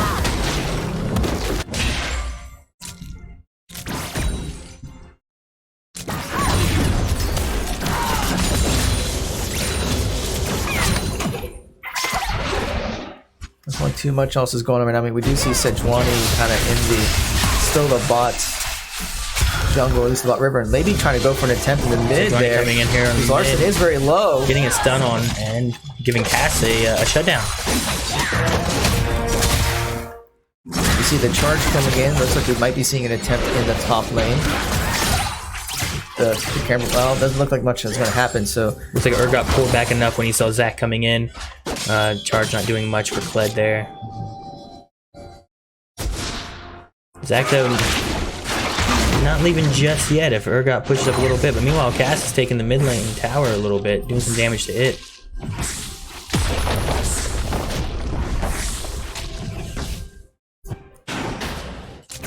Right now gold, about 1,000 in favor for Trine right now. you can even see where the difference of that gold is. So actually in the bot lane, even with those 2 kills, Jinx is ahead. That's just because she's like 25 or so CS ahead. Yeah, like exactly over 25 CS ahead. So the farm has definitely helped out Brimstone. But then we see the differences in other places. So we see that Sejuani actually is ahead of gold compared to Nox this time. That's just part of getting a kill and a couple assists. I mean, all the kills so far. So actually, Sejuani this time has 100% kill participation. Yeah. I can't talk apparently. Yeah, 100% precipitation. It's like we call it the weather forecast, and we see Urgot getting the kill onto Kled. So that's gonna be it's gonna be an issue. We see Trine going in for the break, and Nox goes in for the engagement. We see another engagement going on. And Kaiser gets low, and the shutdown will go to Larson. Meanwhile, LeBlanc coming up behind Cass here. Leona staying on Cass as well. We're going to be seeing Cass. Urgot teleports down, though, coming in here trying to save the day. Cass still goes down. Urgot chasing down that Zax, able to take out Zax. Also dying himself, though, but the question was as well. So that was no one able to get Dragon. They were able to stop the Dragon there as well. So that actually came out, I believe, in favor for Marietta. Well, we lost 2-2 though, didn't we? Yeah, they and Kled top lane. Yeah, so we had the death early, but in that particular team fight, it was a 2 for 3 in favor of Marietta. So even with the Kled down, the fact that they were able to get an additional kill and stop the Dragon was very good by the Pioneers. So just really going to engage in getting onto the Cassiopeia and shutting down the Kaisa. I mean, you take down those 2 AD carries. Or not, they're not AD carries. The 2 carries. The 2 carries. Yeah, if you get the 2 of them down, then you have a pretty good shot of keeping this going. So yeah, well played. All right, so as we hit the respawns here, coming Kled trying to do some damage to this top tower, but everyone else seems to kind of position themselves back in the lane, waiting on Sejuani to maybe go for this Dragon again. I see some vision going up here for Marietta down on the bot lane. They need to watch out and make sure that this next Drake here either results in Marietta getting the Drake or an engage in their favor again. Yeah, several ults were burned to... several ults and summoners were actually burned in that last team fight, so if there's another attempt, Marietta has to be ready for it and be able to pop whatever they have left. Although they are getting some ults back, we do see that pretty much everyone but LeBlanc has their ult. I think LeBlanc had to burn her ult earlier. And we Meanwhile, Sejuani coming up here mid lane trying to get LeBlanc, but Zach's already in position. They get some stuns off on her, a few pokes. But Cass and bot lane are both coming up to help. We may be seeing another possible... Jinxo is pushed up a little bit too far and overextends without the support of any of her teammates and gets picked off. This may result in a Drake for Trine here as we see them moving up. Zach and LeBlanc coming in a position here, focusing on Kaisa. Meanwhile, Sejuani is taking care of the Drake here. LeBlanc going in hard.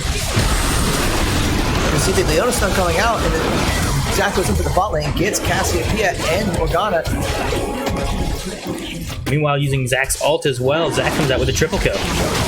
Yeah, so that's a 4 for 0. So really good play there. And also stopping the Drake and ending in a Drake for Marietta. So overall, even though they lost the Jinx there because she overextended a little too far, they were able to capitalize in an engagement, take out the carries, and Zach able to use his ulti at a good time to be able to finish off and achieve not just a win in that engagement, but a Drake.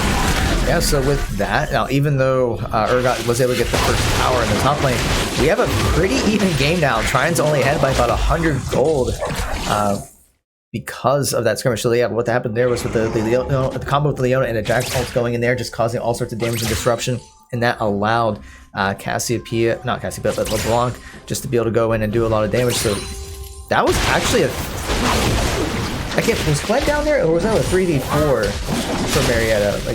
I don't think Kled was there at the time. Yeah, so that was a 3v4, and they were able to win that. So that's just well done. I mean, we see LeBlanc at 6-1 and 5 right now. Just use their ults efficiently. Yeah, very efficient use of their ults. They coordinate that very well. And they waited a little bit of time for that Drake to do a little extra damage to Sejuani. They'd already done a little damage before that engagement too to Cass and Sejuani beforehand. So everyone was a little bit low. Now we do see that, at least from a CS perspective, that LeBlanc and Cassiopeia are pretty even, but I want to still see the goal difference. So yeah, we see about almost like a 1,500 gold difference between LeBlanc and Cassiopeia. So I mean, that's a pretty substantial lead there in the mid lane for Larson. So if he's able to keep that, if he's able to keep his CS going and get some more kills, he's going to be very scary. In fact, we see LeBlanc going in trying to get some vision maybe, and then I think he got a little greedy there. Is what happened. Yeah, so you got to make sure. I mean, you don't want to give up those because I couldn't tell who actually got the shutdown there. I think that was Kaisa.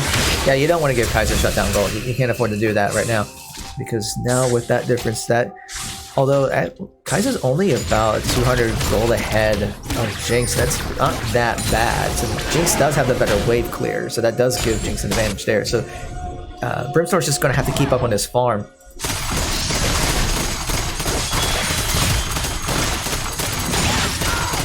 But we can't ignore the Urgot though, because right now Urgot is winning that top lane. In fact, we go back and look at the gold difference. Yeah, he has a very substantial gold difference, almost 2,500, about 2,400 gold difference between him and Kled, just in CS and in kills. So, although we've been talking a lot about the bot lane and the Kai'Sa, we can't ignore the Urgot, because if he gets going, then he could end up carrying the game instead. Yeah, and Kled so far has had a lot of issues in his one-on-one exchanges with Urgot, either coming out behind and losing his mount, or losing his character altogether and resulting in a kill for Urgot. So we need to watch and see. Maybe we can get a little bit more help from Zach. Urgot isn't the fastest and escapiest character in the game, so if Zach can get a good engage with Urgot pushing too far at some point. But he's been very careful of only pushing when he knows Zach's down below somewhere, so we'll see if maybe Zach can help out Kled a little bit at some point. In fact, we even see that Urgot's going a pretty tanking build with the armor boots. Actually, Urgot going for a Rift Herald on his own right now. Sejuani coming up here to try to assist a little bit, but I don't know if Marietta has any idea that this is happening. It looks like Larson went down during that, so there was a duo going here trying to get the engage from Zach, but they just weren't able going on all over the place, mid lane as well as down bot lane, with Jinx attacking with her traps, but not able to catch anybody. So that's gonna be a Rift Herald, it looks like, for Urgot, and they're gonna probably be using it here in mid lane. Actually, I don't think they got it. He backed away. I'm actually surprised he did. Yeah. Oh no. Wait. Oh, I think it spawned into Baron. Yeah, that's one of those. We see the engage going on here with the Zach, but I don't know if there's really too much to follow up with that, because Jinx and Leona are not there yet. At least they clear out the waves and force trying to pull back. But no, I think you're right. Yeah, Baron spawned, so they weren't able to finish the Rift Herald.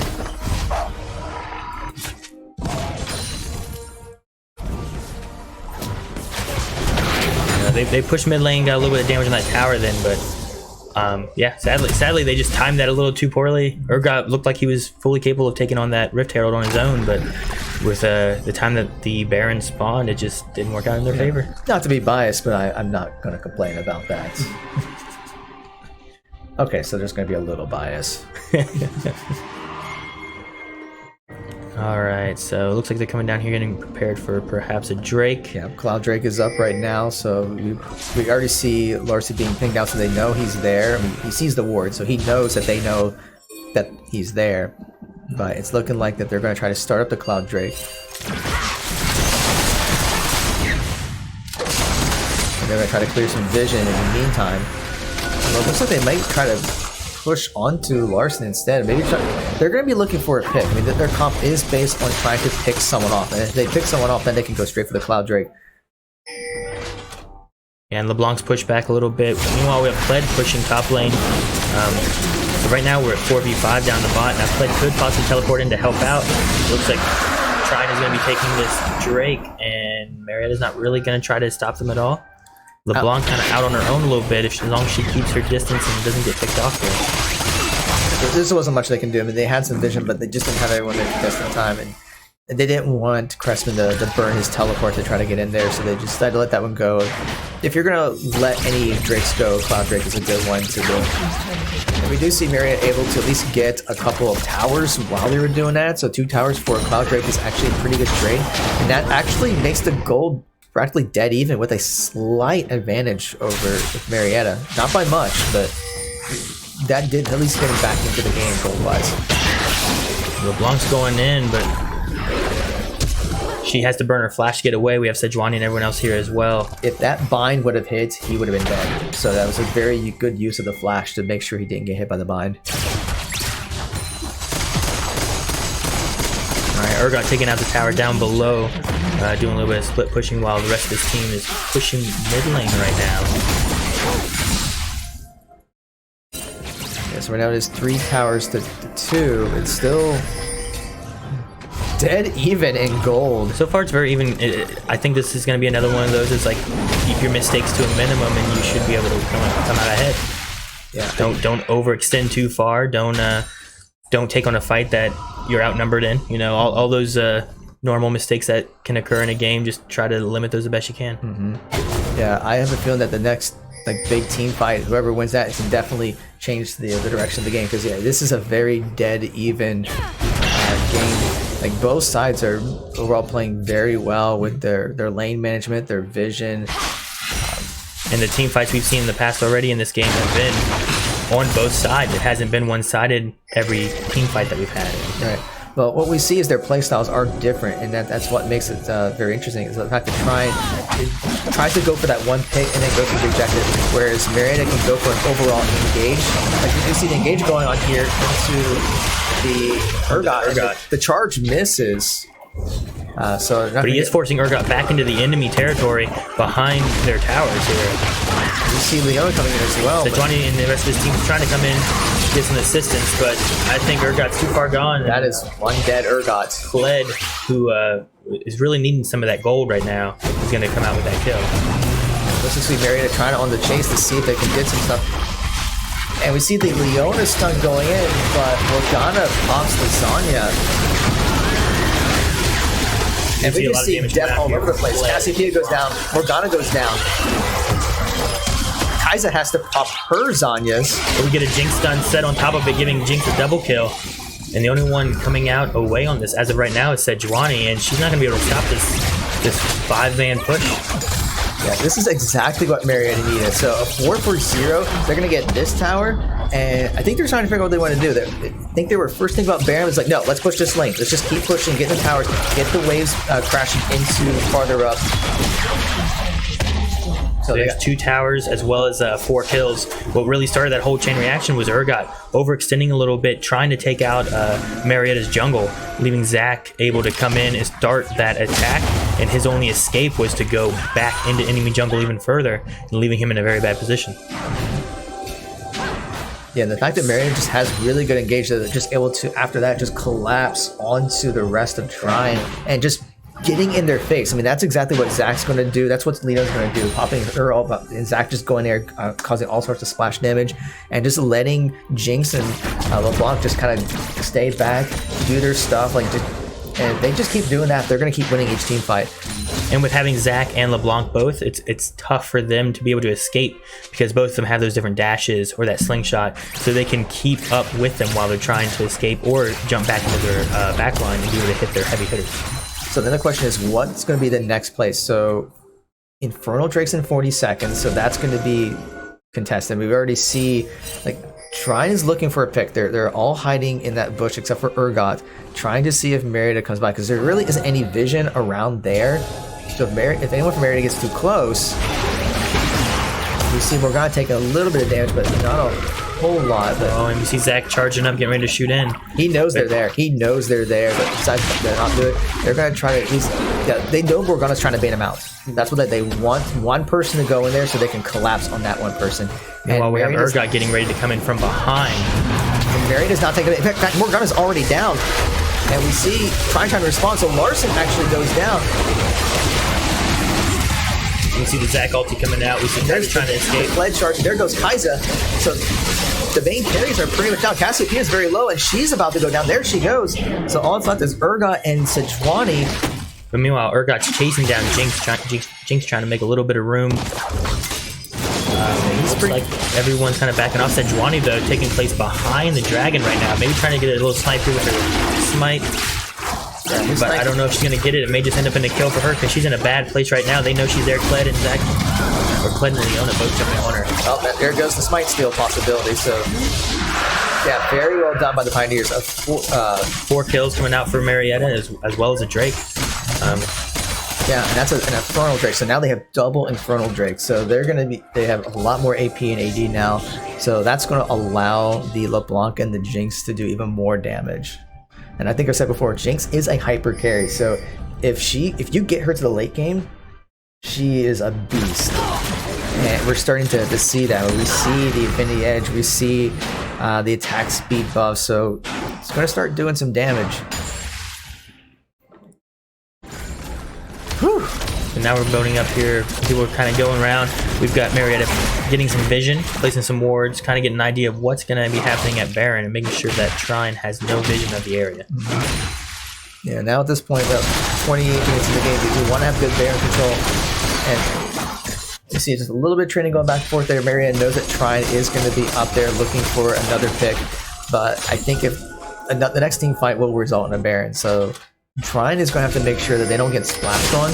But Marietta has to make sure that not one of their guys takes a bait. Like the last time, Morgana was trying to bait someone out, trying to get someone to come in there so they can pounce. And fortunately, Marietta did not take that bait. But they're going to try that again later on. So Marietta has to make sure they're aware that Trine's going to try to bait them out, try to get the kills.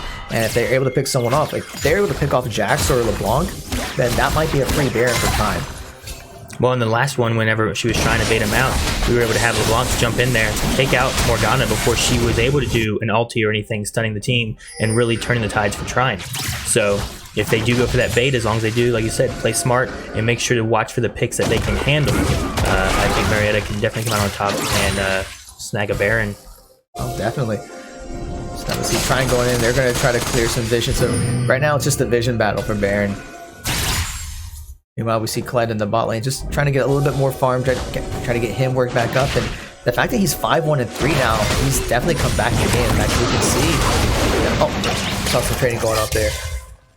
This is kind of scary. Yeah, we did have Kled having some troubles up top lane against Urgot there, but he has managed to get in these team fights some kills onto the carries, onto the support. In fact, if you look at the gold difference, now Kled is only about 400 or 500 gold behind, so he's definitely caught back up gold wise, and part of just being able to get some kills in these team fights.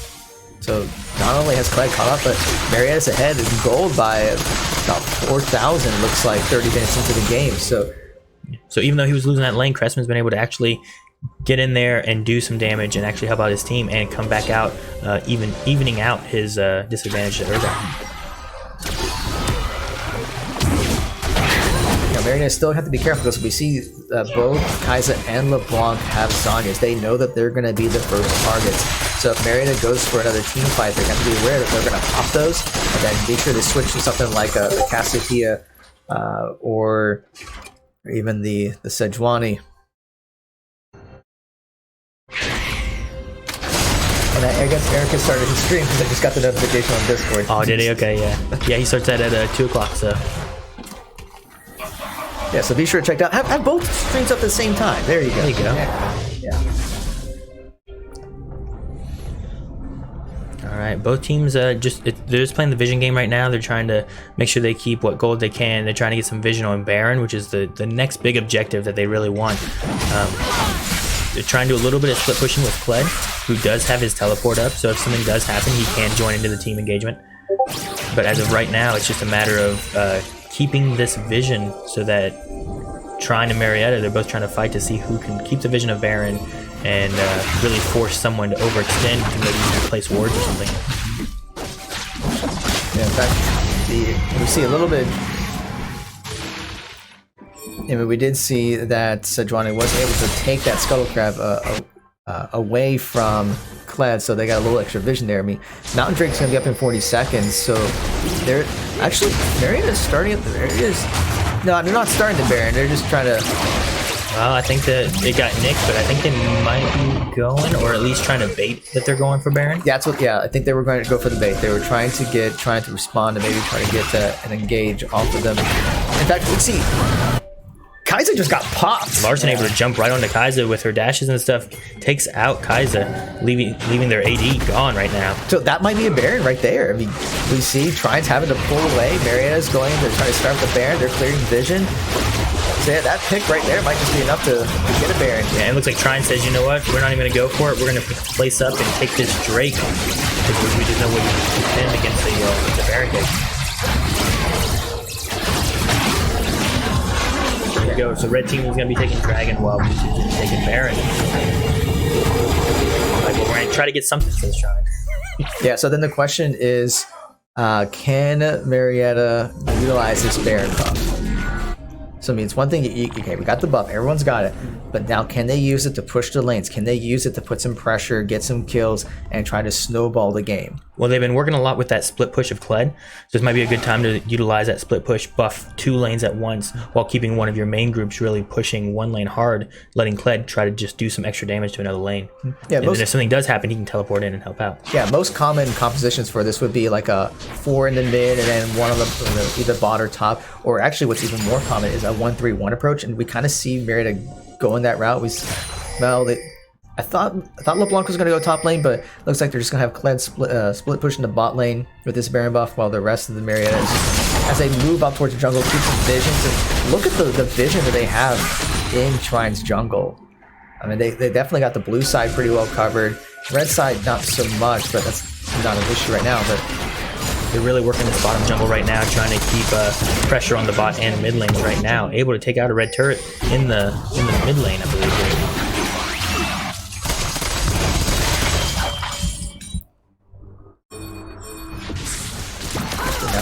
So the things are going out for the mid turret, so they're trying to get that inhibitor turret down with the Baron buff, so they should be able to siege it down. They got a Baron empowered Canyon minion, so that should help. Although Urgot looks like he's going to try to go for something. Black Shield comes out to make him immune to LeBlanc. Takes some damage, not a whole lot. It was a good Black Shield there, being able to stop that stun from coming off and then preventing some damage going on to Urgot there. If he'd have gotten stunned, he would have gotten blown for a good one. Oh yeah, definitely.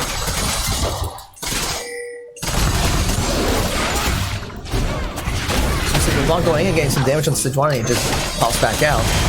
So nothing too much there, but I mean, any little bit of damage is going to make the next fight even easier. Definitely trying to watch here these extra buff minions. He's trying to take out the Kled here. Kled's got to be careful because he has been struggling a little bit against this Urgot, so he does use his charge. Meanwhile, LeBlanc coming in, trying to help with Urgot, throwing out her chain. He gets the shutdown on Kled, but they also get the kill on Urgot. So yeah, I mean, we saw there that Kled actually was struggling a lot with the Urgot. He just wasn't able to do a lot of damage. Larson going on a killing spree, jumping in over the wall, taking out Cassiopeia, and then they're pushing further. They take the inhibitor, going in further, trying to take out the Morgana and the Sejuani. So Sejuani does go down. Morgana manages to escape. I think this might be the end for Trine in this game. They're keeping back. LeBlanc keeping the pressure on, forcing some hourglasses. Kaiser trying to come in and take out the LeBlanc. LeBlanc's so mobile, able to dash away every time he comes in. And there you go. That's game 2. So, guess what? That takes us into a 1-1, leaving us in a third match coming. Yeah, we got a game 3. So, give us a second here, get some things set up. We'll go ahead and get the score. Wait, that was not what I wanted to do. Let's try that again. That's what I wanted to do. There we go. And I already got the Discord pings. So, give us a... So, Discord should be back up then? Well, I don't know if the chat's up. I did get the pings for the pro drafts. So let me see which one is which. Is that the spectator? So give me a second to get this set up. That looks like the spectator, so that means the other one should have been the other.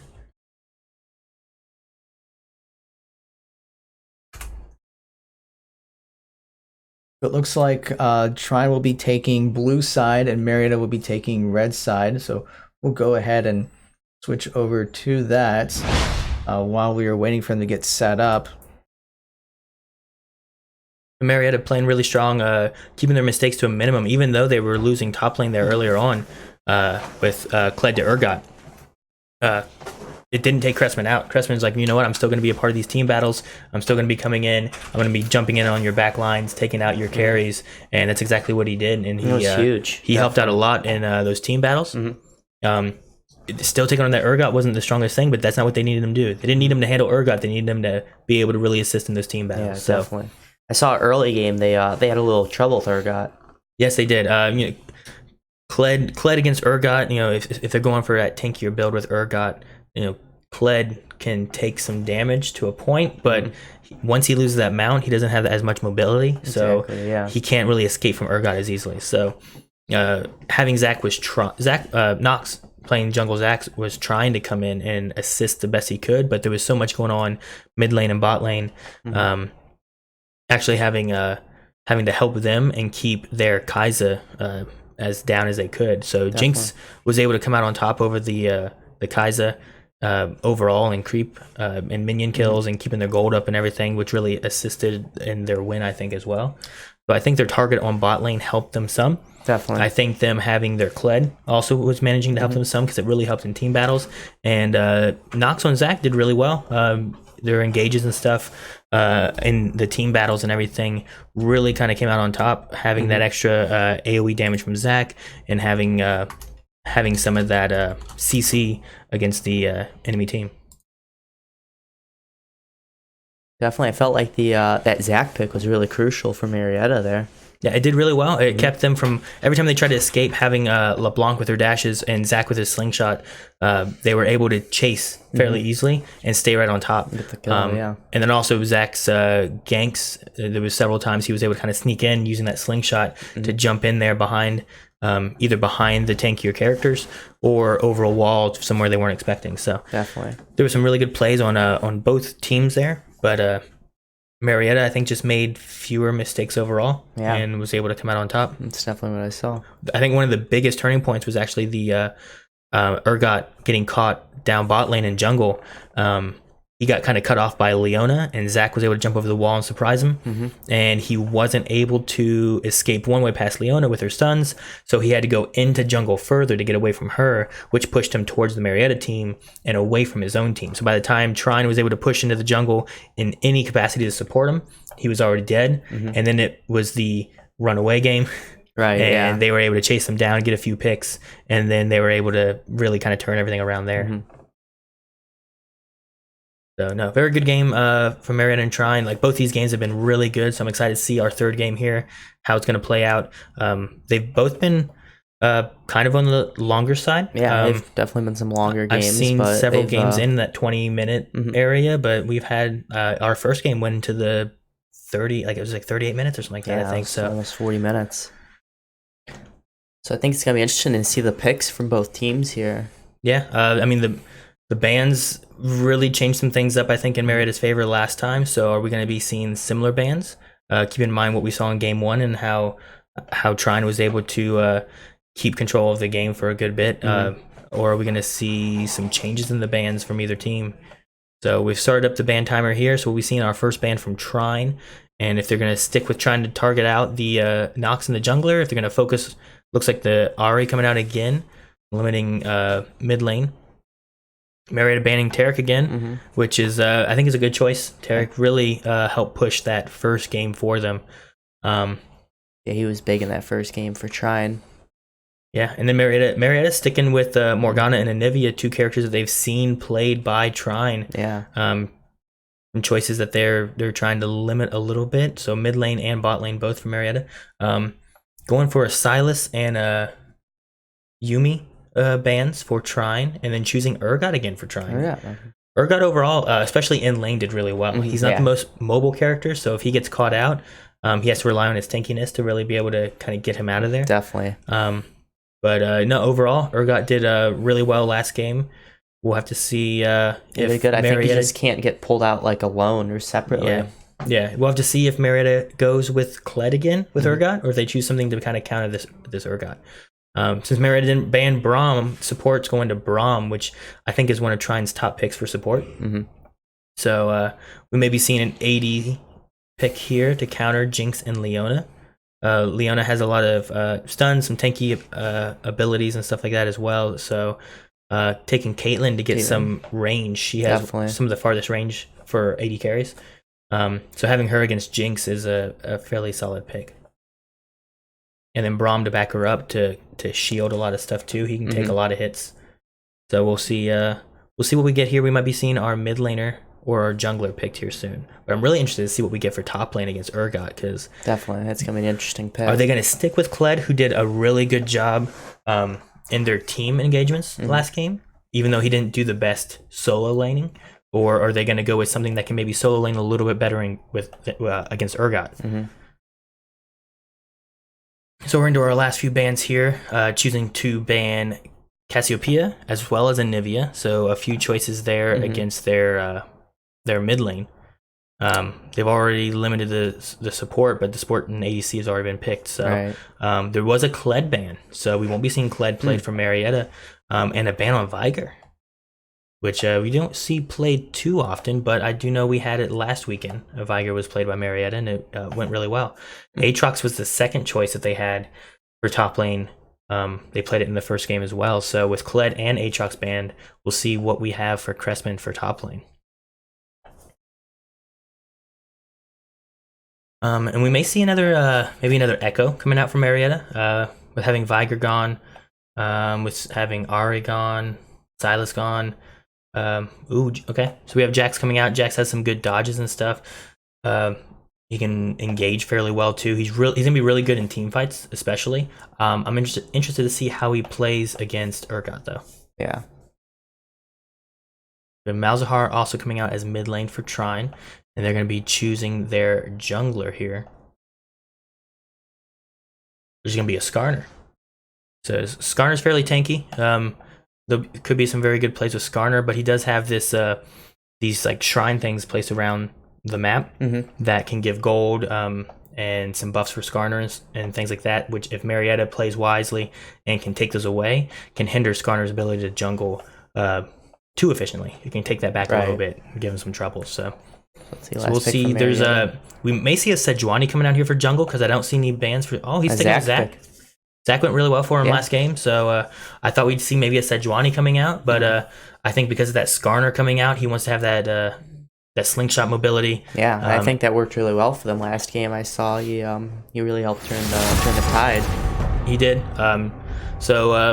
A LeBlanc and Zach again, Jinx and Leona again. The only change we have for Marietta is top lane, which is changing to Zach, or to Jax, sorry. And then some very similar faces over on the Trine side as well. I'm interested to see how this Skarner jungle and this Malzahar mid plays out for Trine.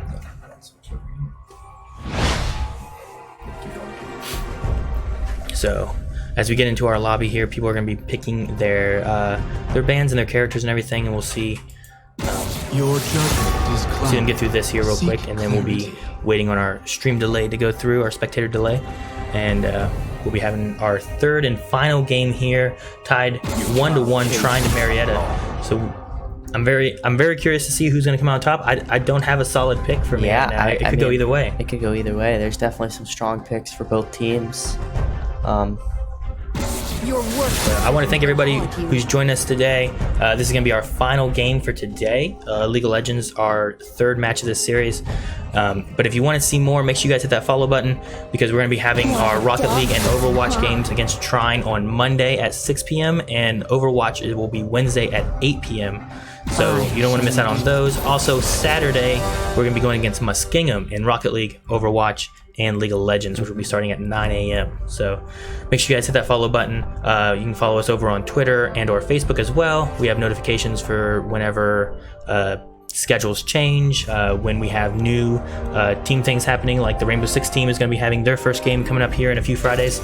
So lots of information being tossed out with the Marietta College esports scene. And I believe also too, if you're at Marietta College, if you're on campus, you can also watch from the gathering place as well. Yeah, so we're trying to actually get it set up where they actually will like project it onto the board out there, and people are just going to show up and watch the stream. And what we eventually want to do is get like a live audience to watch like our actual games. You just kind of need the support behind it. Yeah. So we're just trying to get the outreach for it, you know. So if you're at Marietta College and you want to come over to the gathering place, you can watch from the gathering place. And that's actually where we're streaming from and everything too. You may be able to run across a few of the players as well. Maybe when they have some breaks or after the games are all done too. So definitely make sure you guys stop by the gathering place, hit that follow button, show your support, all that kind of stuff. So.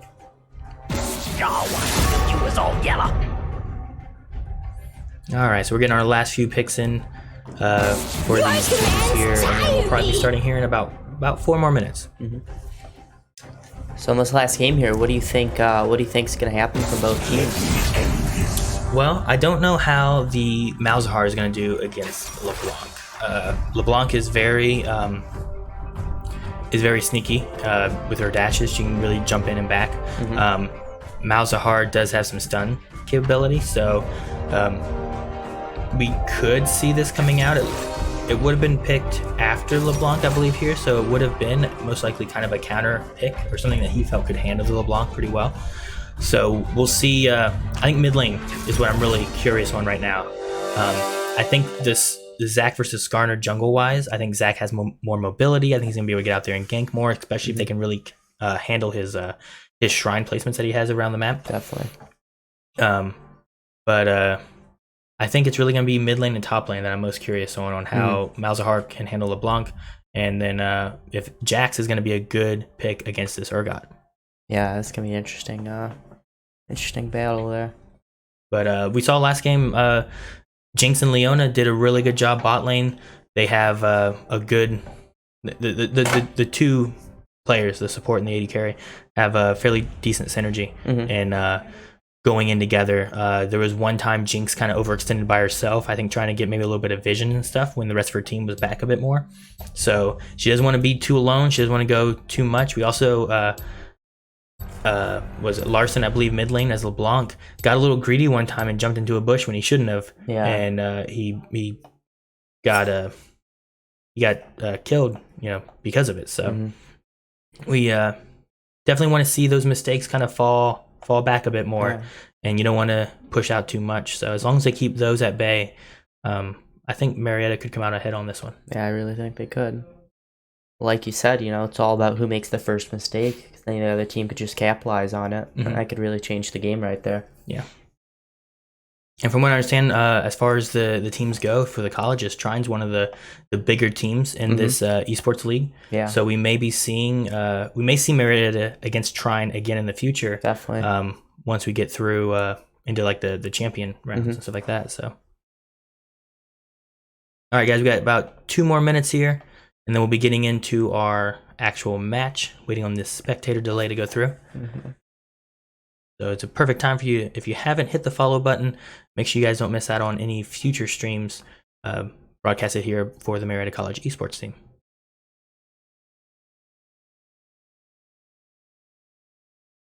Yep, and again, happening Monday, we have Rocket League at 8 p.m., I believe. Rocket League's going to be at 6 p.m. on 6 Monday. p.m., yeah. Overwatch with Trine will be at 8 p.m. on Wednesday.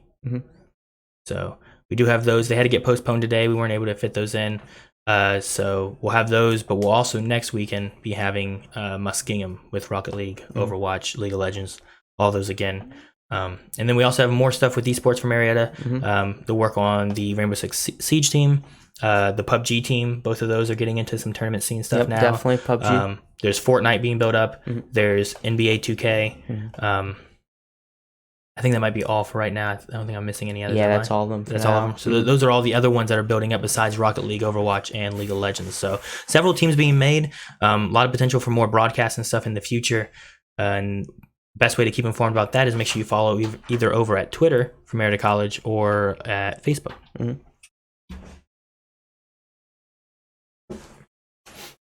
So we have about 40 seconds left, and we'll be getting into this game. This will be the final game of this series of Trine University versus Marietta College. All right. Should be good. It should be, Matt. Should be a good match, definitely. I see a few different picks for a few characters, but Marietta basically has the same team they did last time. Yeah, if it ain't broke, don't fix it, right? Don't fix Exactly. it. The only difference was the Clud band, so they kind of go with the Jax to try to counter the Urgots. I mean, they still went with this time. They went with the Morgana band because she was still pretty annoying, just being able to zone everyone out. So I think it was a good idea for Marietta to choose to ban the support side of things. I think the ADCs they can handle for the most part, but it's really based on what supports are coming out that are really helping those carries. Right. Definitely. So yeah. I mean, you still see the Tarek ban just because of how much she was a factor in game 1. Trying to not have those binds in game 2. And Nivea was just annoying. Like, it's not that Nivea had a lot of kills in that game, but just still being very annoying, so we wanted to take that out. There's a lot of possible things that she can do, especially in a team fight, especially a team fight in jungle. Being able to really split apart a team and really push the team fight into Trine's favor. So I think Anivia is a fairly safe ban to be able to make sure that their team fights go more the way they want them to go. That's nice. So we are underway. So this is game 3 of Marietta College versus Trine University. Winner takes all.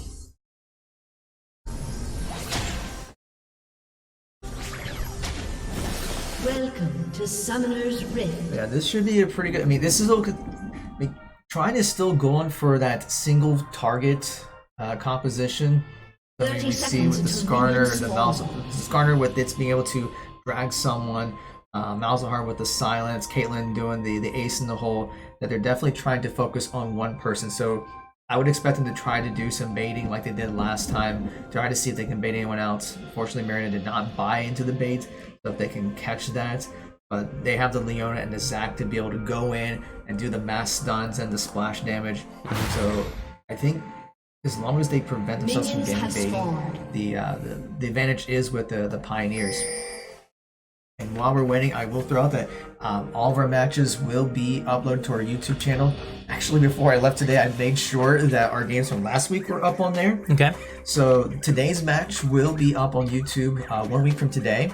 If you can't wait that long to see this match, you can always subscribe to our Twitch channel. So please be sure to do that.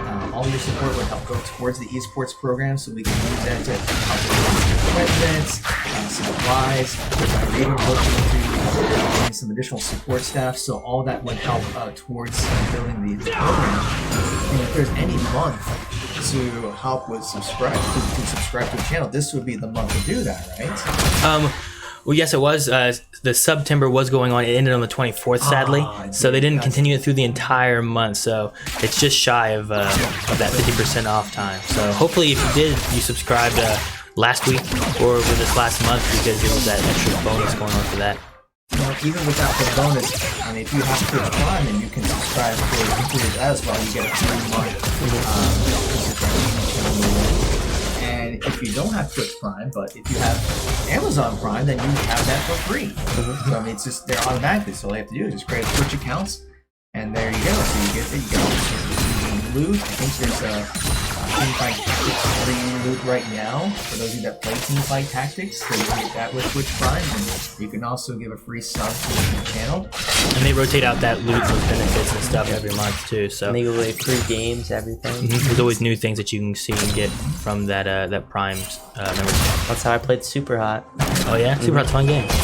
I got Ukulele months ago back when it was free from Twitch Prime. Yeah. It's been on my list. Haven't played it yet. It's supposed to be like a spiritual successor to Banjo-Kazooie. It is. And I love Banjo-Kazooie. It's very similar. I haven't got a chance to play through the whole game yet, but it's been fun. Although playing on the keyboard mouse is very different from the Controller, yeah. Yeah. So getting used to those controls, but it's been fun. I always want to play Banjo-Kazooie. I was just never got around to it. Great. the He's in Smash best. Brothers now, though. I know. Yes, there's your chance. Exactly. All right, so we're in the early game here. Mainly a lot of trading. We've been seeing Jax kind of being able to combat this Urgot a little bit and have some even trades. It's not so one-sided as it was with the Kled matchup. So even though they banned Kled because of those, I think the team engages. I think this might really help out Marietta because Jax still can get in there past that front line and get to those carries pretty easily with his dodge abilities and his jumps and stuff like that. So Yeah, and the fact that he can use his stuns and counter stuff, so he can put on some pretty good damage himself. Now he's getting a little low there, so he's just gonna have to play a little defensively for now. But once you get his attack speed going, he's just gonna be able to whack that pole or light post or whatever he's got. So I'm curious if LeBlanc's gonna have some issues here against Malzahar. He does have like that stun ability. He has the silences and stuff like that. So there's some things that can really counter LeBlanc, I think. So I'm curious if is it Larsen? Yes. Right, mid lane. So I'm curious how he's gonna be able to play and if he's gonna be able to do as well as he did against Cassiopeia last game. Yeah, it's gonna be a good game. Malzahar is a little bit more mobile than Cassiopeia. It's just gonna be a matter like if he goes in, see Jackson in there, Malzahar has to flash away. Larsen going deep, getting a tower hit. throwing that ignite on there, and it's not quite enough. He put the spell shield up. That's another big counter for LeBron, just having that spell shield so it doesn't take as much. We tried to see a repeat of what happened last game. That was the first blood we had last game, was an ignite with the Zac engage. But not able to work this time. But they did get the both sides of the flash to make that happen. So the next game potential in the mid-lane will be very interesting. So we do see Zac kind of rotating up a little bit to the top of the jungle now, so we may see some moves happening up with Urgot and see if he can help out Jax a little bit. Meanwhile, bot lane looks like they might be preparing for trying to kind of back off and maybe heal up and get a little bit more kind of reset going.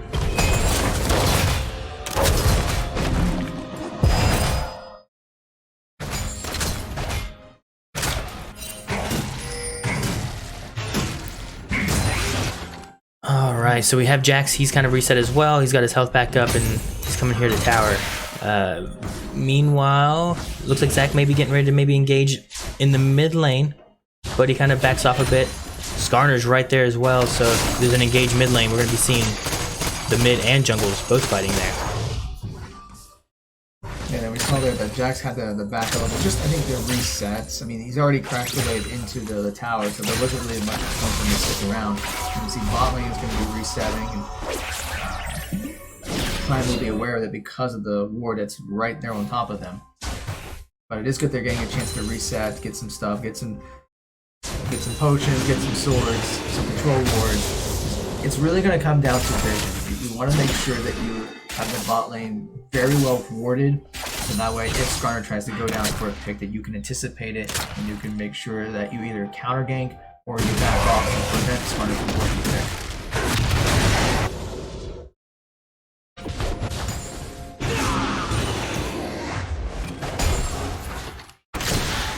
All lanes are playing it pretty safe. We haven't seen too much in ganking happening right now. I was curious too if Zac's mobility and everything is going to help him a little bit more, because taking out those little shrines that Skarner has, the more he can limit which of those shrine controls, the more he can kind of slow him down and kind of mess up Skarner's jungling methods.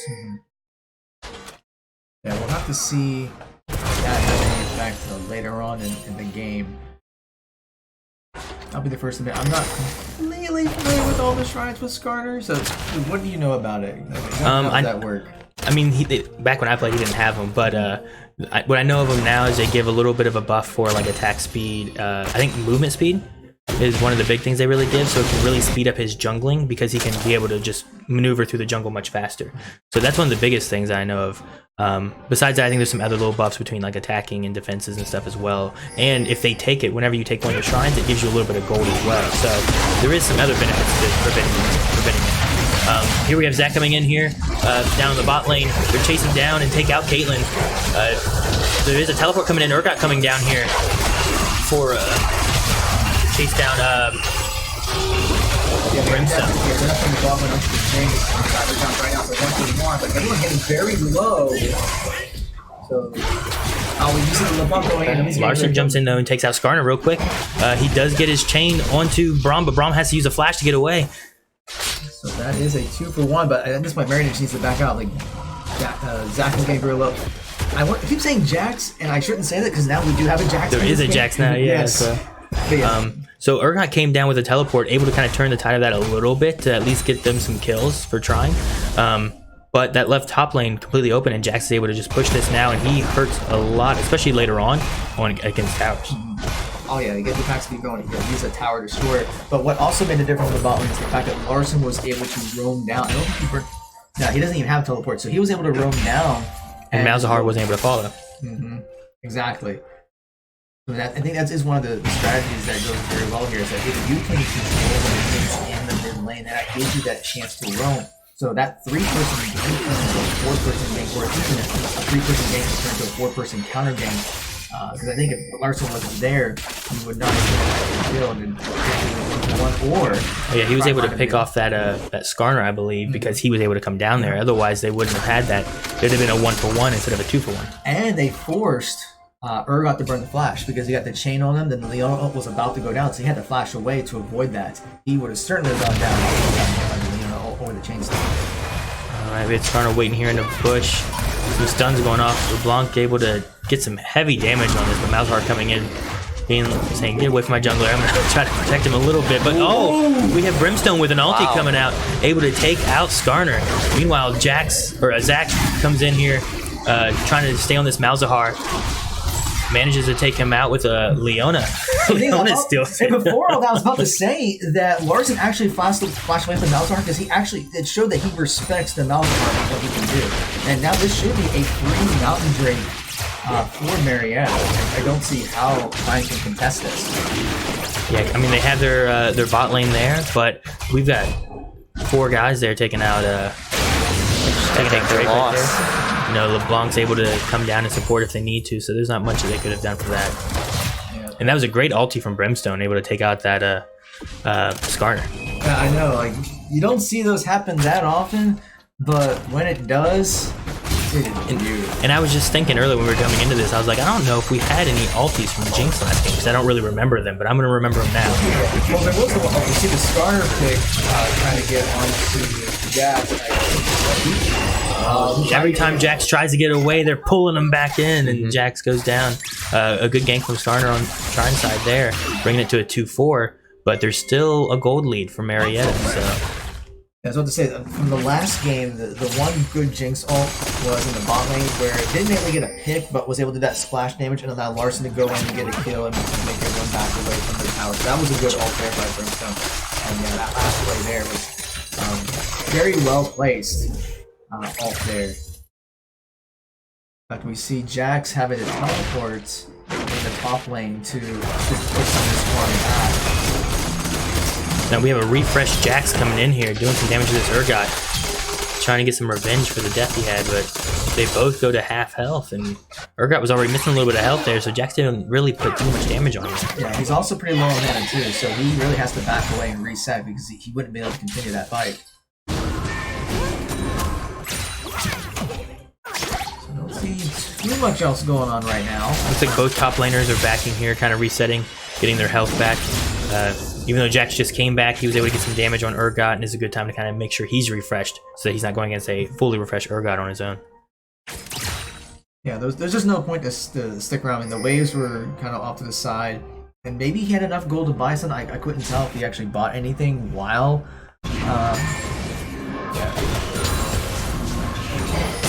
Yeah, I just couldn't tell if he actually bought anything in the meantime. We see that they're back in their lanes. See what the next game is, what the next objective can be. Well, Drake's still not to be up for a while. I don't think there's any push for the... Well, actually, somewhere during that, I must have missed it, but Trine got the Rift Herald.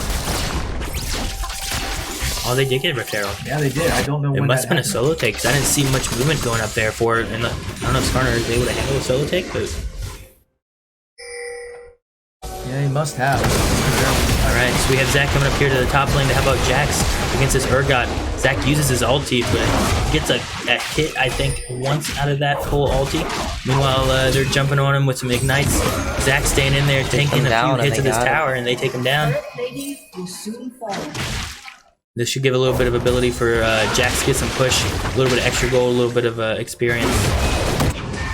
Maybe finish off that top lane tower that Jax was getting hard earlier. LeBlanc getting caught in that silence and that stun. Tries to get away, and Skarner comes back in and says, "No, you don't." Pulls him back in and makes sure to secure that kill. Yeah, it was a good attempt. It's just, the silence and the stun just really shuts down one person. So you just have to be careful with the Skarner mouse and combo like that. And then we see that Trine is taking advantage of the Rift Herald to try to get this tower down. They're definitely going to get this first tower, and if they don't get any support here in mid lane, that Rift Herald is really going to hurt that second tower. So far, no one in Marietta is able to come back in here. We may be losing Terror Tower to this Rift Herald. Very low. Zach comes in, able to just barely save that tower, but there's not much health left on that. We have the dragon about to respawn here in about a minute, which we've seen a few pings going through. Both teams kind of getting vision prepared, taking out vision around the dragon.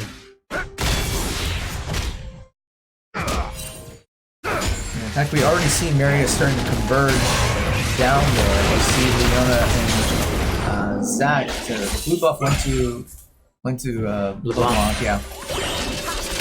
But now we see that the bot lane has to retreat, and that might open up trying to go for the dragon since it's going to go 25 seconds. Although I think they can get back down there in time.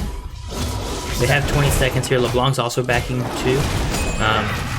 Maybe a chance of like just refresh real quick, get back down here to Drake and get ready for a team fight because it's probably going to happen. Yeah, even Trine is resetting. So I think everyone's just resetting knowing that Infernal Drake is up. That's a big Drake.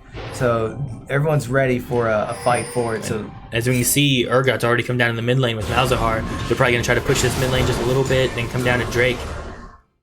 Which we see Zach and Leona already here and ready. Taking that Skarner Shrine thing there. We are totally going to get a team fight here. So we still see Jax up top. He does not have teleport, so I imagine he'll come down here to try to be ready, but he at the same time doesn't want to get picked off because Malzahar and Urgot are kind of blocking him off here a bit. Although Jax, Zach is taking a lot of damage there, which he's going to have to get out, and that's going to cause some problems because their smite's going to be gone. Yeah, the fact that it's all 5 of Trine's down there, and only 3 from Marietta can actually contest this, so this is probably going to be an Infernal Drake or Trine just because of that focus. You see a lot of damage coming onto Urgot though from LeBlanc, but he's able to hold back most of the team. Drake goes down, but Marietta decides it's time to engage. LeBlanc is taking some damage. Meanwhile, Jack's able to go down to Malzahar. Skarner trying to escape, but Larson takes him out. And LeBlanc is finally taken out by Braum and Caitlyn. Yeah, so what is that? Is that 2 for 2? It looks like a 2-for-2 trade there.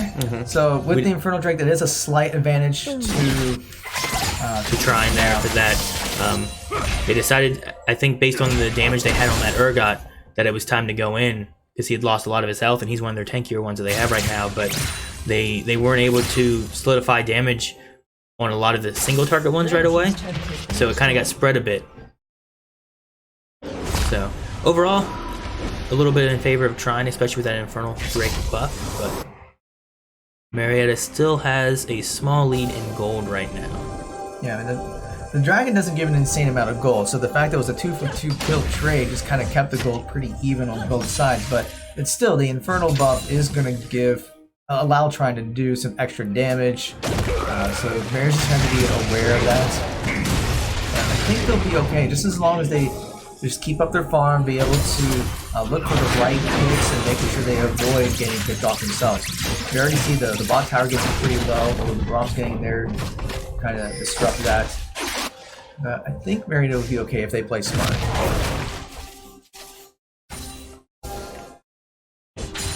Alright, so we do have Urgot returning back to his top lane. Skarner was up there too, trying to look to get a little bit of a pick, but Jax and Zach both retreated back into their jungle. And then went back to the lanes to try to defend their tower. Bot lane tower, meanwhile, is very low for Trine. Jinx and Leona keep on pushing in a good bit, getting some pokes onto it. So we may be seeing that tower drop soon because LeBlanc's also coming down here looking for a pick. She jumps in here for a gank here, misses her chain, hits a minion instead. So that's going to probably pull LeBlanc back. And we'll be going back to normal laning as we had before. It was a good try. I mean, if it would have connected, probably gotten the kill, but unfortunately just got a minion instead. But you gotta go for those things.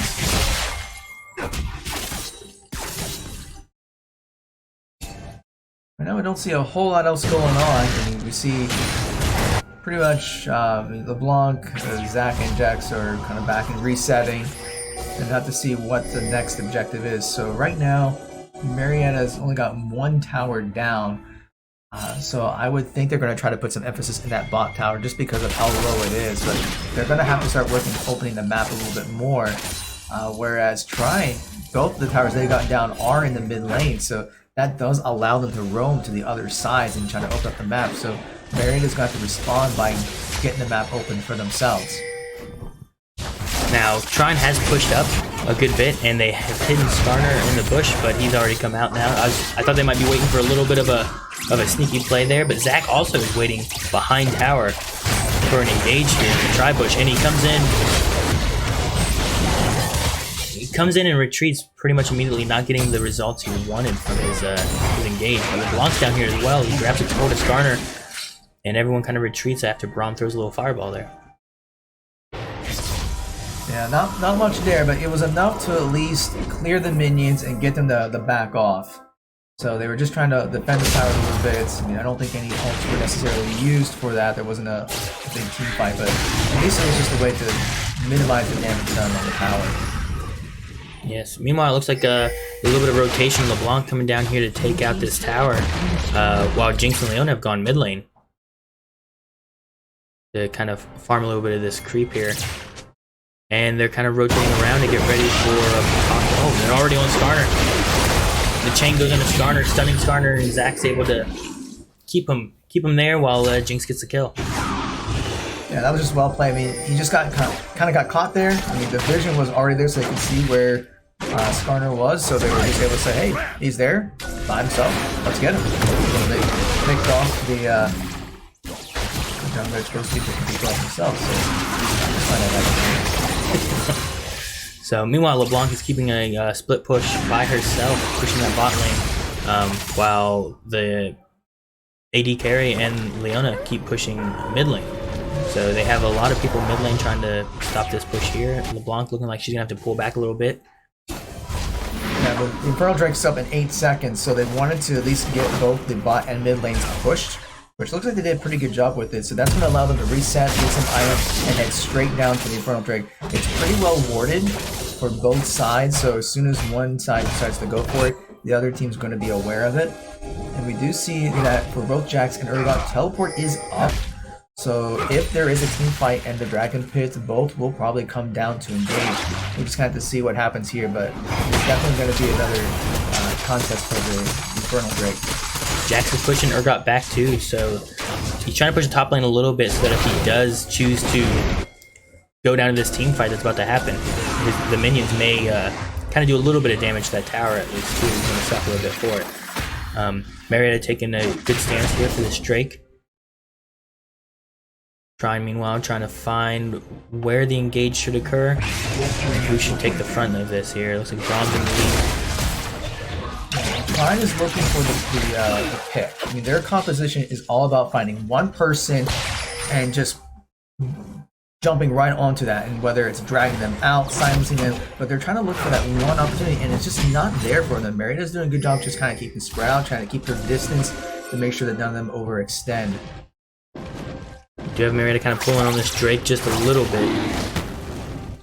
We have Trine taking up position in the river bush here, but we also have Malzahar down below. LeBlanc kind of trying to keep him at bay a little bit. Wow. LeBlanc jumps on him, takes him out, while Brimstone actually gets the kill of it. Meanwhile, Zach jumps in. Urgot is already teleported down. Or walking out, I might have missed that part. And we have lots of damage going on to Jinx taken out. And Caitlyn kind of getting dropped a little low. Meanwhile, Leona's trying to run away, but Caitlyn does damage on there as well. Zach trying to escape, but Skarner's chasing him down. Yeah, it was a good engage, but it just looks like Trine was able to win the team fight. Maybe it was just because Urgot was very team or what is, but that was the 4 kills. And Zach is gonna be the last of an ace for Trine here. There it is. So that's gonna be an ace for Trine as well as the Drake. Yeah, I mean, they did jump on that Malzahar, so it was a 4v5 in that, but I think LeBlanc was too far down that once they did that, I think Jinx was also there, they were able to start doing damage to their front line a bit without their carries there to really kind of support them in that damage. And by the time they got there, they were already scattered too much to actually be able to help in the team fight. Right. The problem is that Jinx got popped out pretty quickly, so even though not on it, they were able to focus on getting Jinx down and just able to follow through from there. Although Jinx did get the shutdown there, so that's going to help a little bit, and I think they were able to at least defend the inhibitor. It didn't go down, right? Let's look here on this. So no, actually, it did go down. We did lose the inhibitor. We lost mid lane as well for all the way to the inhibitor. So that's going to be a little bit of a hindrance and open up Baron a bit more for Trine now that there's an inhibitor down in mid lane. Yeah, because now that those super minions are out, Marietta's going to have someone in that mid lane just keep taking down those super minions. But we do see Marietta at least trying to get some vision established over at the Baron pit. But I mean, Marietta's definitely not out of it. There's only about a 700 gold difference, so it's still a very even game. Marietta's done a really good job with their farms, and that's what's keeping them in this game. But they're going to have to find ways to get big fights. And trying to really good at picking off someone, and they're going to have to. Marietta's got to make sure that they can get the right splash damage, getting the right engages, and making sure they can take out the carries. Yeah, I mean, LeBlanc's been doing a good job being able to jump in there and pick off like Malzahar or one person, but the team comp they have from Trine, they're able to just keep pulling them one at a time and picking them off. So they need to make sure that they keep their groups up and that they can target those ones that can do that solo selection, you know.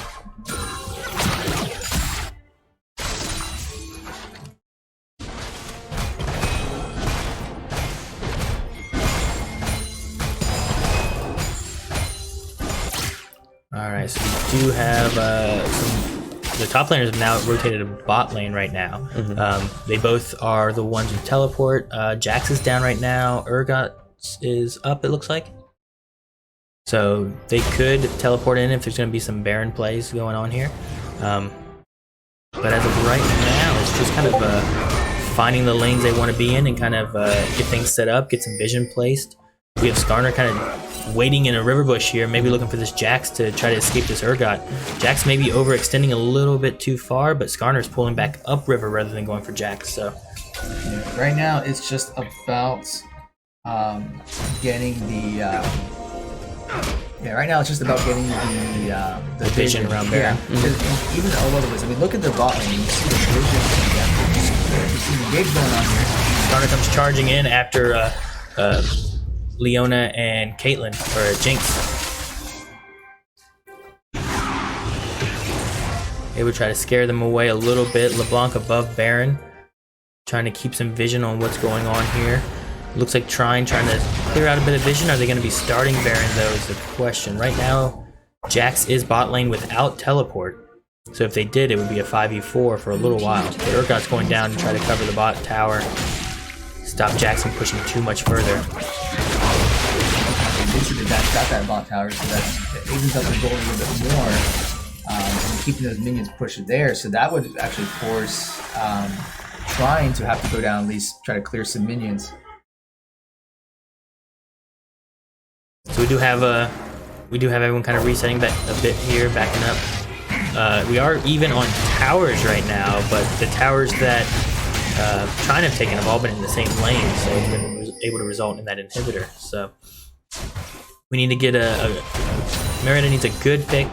They need a good play that they can get here so they can snag Baron and push to one of these inhibitors.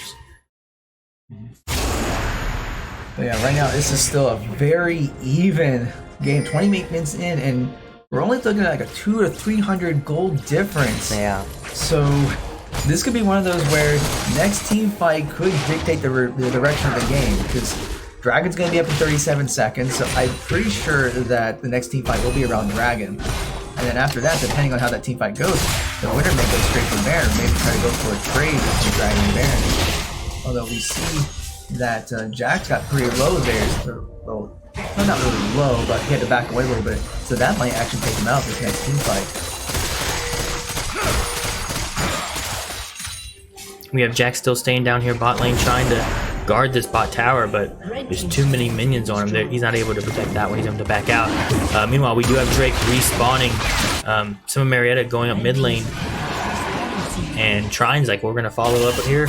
We're going to go and protect this tower first. So right now, Urgot's still bot lane, so we're going to have a 4v4 coming up here in the mid lane. Skarner dashing in there, getting a chain from LeBlanc, so pulling back so he doesn't get stunned. He was definitely trying to go for an engage, trying to go for a pick, and just was not able to get close enough to use his ult. I think Marietta right now is trying to just buy a little bit of time. If they can just wait a little bit longer, that red inhibitor should be respawned. Yeah, it's already out. So. Oh, it already respawned, actually. Okay. Yep. Yeah, no more. Yeah, I don't see any more super minions coming. So they're good there. It looks like Trine then is going to try to take this out to help him seal the deal on this Drake and/or Baron. Having those extra super minions coming in is definitely a helpful way of pushing that lane. So because they've taken out the inhibitor. Jax, meanwhile, still staying bot lane, trying to split push a little bit. Trine's going to be coming down towards this Drake. Jax is already down there, so he may be trying to stay out of vision and come up behind anybody. Looks like they're not even going for Dragon. They're going straight for Jax. I think they're getting placement here for the Drake here. They didn't want to stay in river. Yeah, But Malzahar is going down bot, kind of looking around, making sure Jax isn't around down there. we do see Dragon has started. Marietta is working on it. And it's already about half health. Jax engaging onto the Caitlyn. We have the team fight going through. We have Zach coming in, using his ulti, bouncing everyone up. Meanwhile, Starter's going down. We do have a lot of damage from Urgot going out to Leona, I think, and Caitlyn finally takes out Leona. Meanwhile, Urgot takes out Jinx, and Malzahar is able to wrap up on Jax. So the last one is Zach here.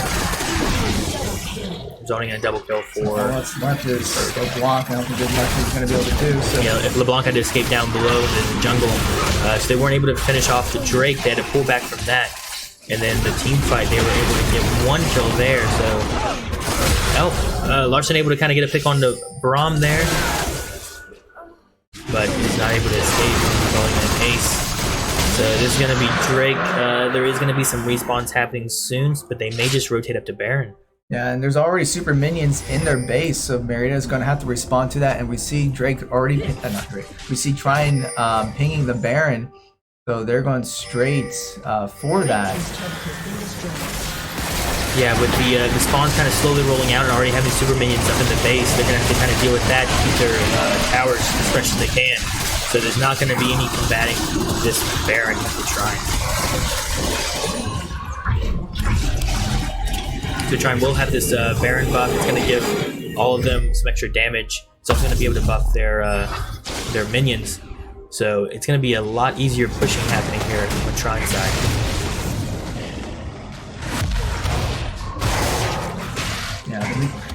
It is unfortunate that right now Trine does have all three Dragon buffs in Baron, but the game's not over yet. So Marietta's going to have to at least keep the mid lane defended with the super minions.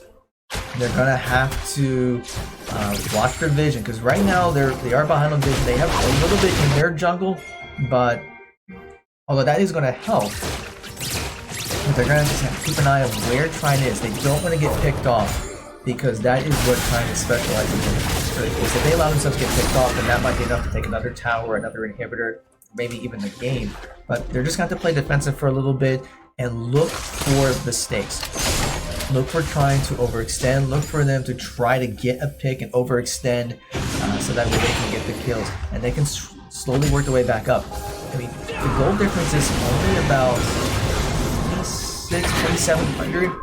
Which at this point in the game is not a huge difference, but it's still enough. Marietta's just going to have to avoid the picks. If they can play smart, and they can come back from this.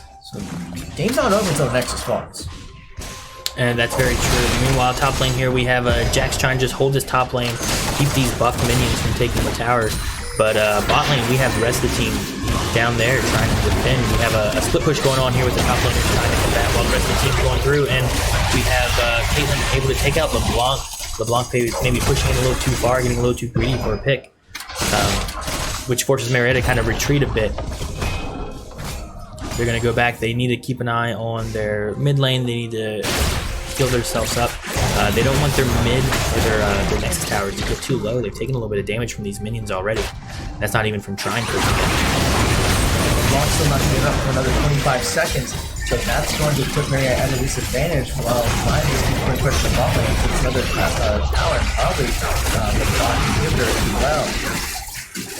Yeah, there's not much damage they have right now. Jax, meanwhile, is also top lane, so they don't even have the support of Jax to be able to jump in to their backliners. They're trying to do some poke here on the Malzahar, but Braum's coming up here with a shield trying to defend him. Malzahar drops really low. Will LeBlanc jump in for a pick on that one? Does not look like it, but she's doing that. This is actually a really good choice here coming in on Urgot, because the rest of their team has just been pushed back and having to back. He has no support. He's overextended on his own. Yeah, so that's what you need, just to get a pick, get a kill, get some gold. The mid inhibitor has responded. These guys clearly need to make sure the minions don't take it down. But now they're just going to have to focus on the pressure coming from the bot lane with the super minions there. But that definitely helps. So if they just keep this up, looking for those picks, looking for overextensions like that, and they can work their way back.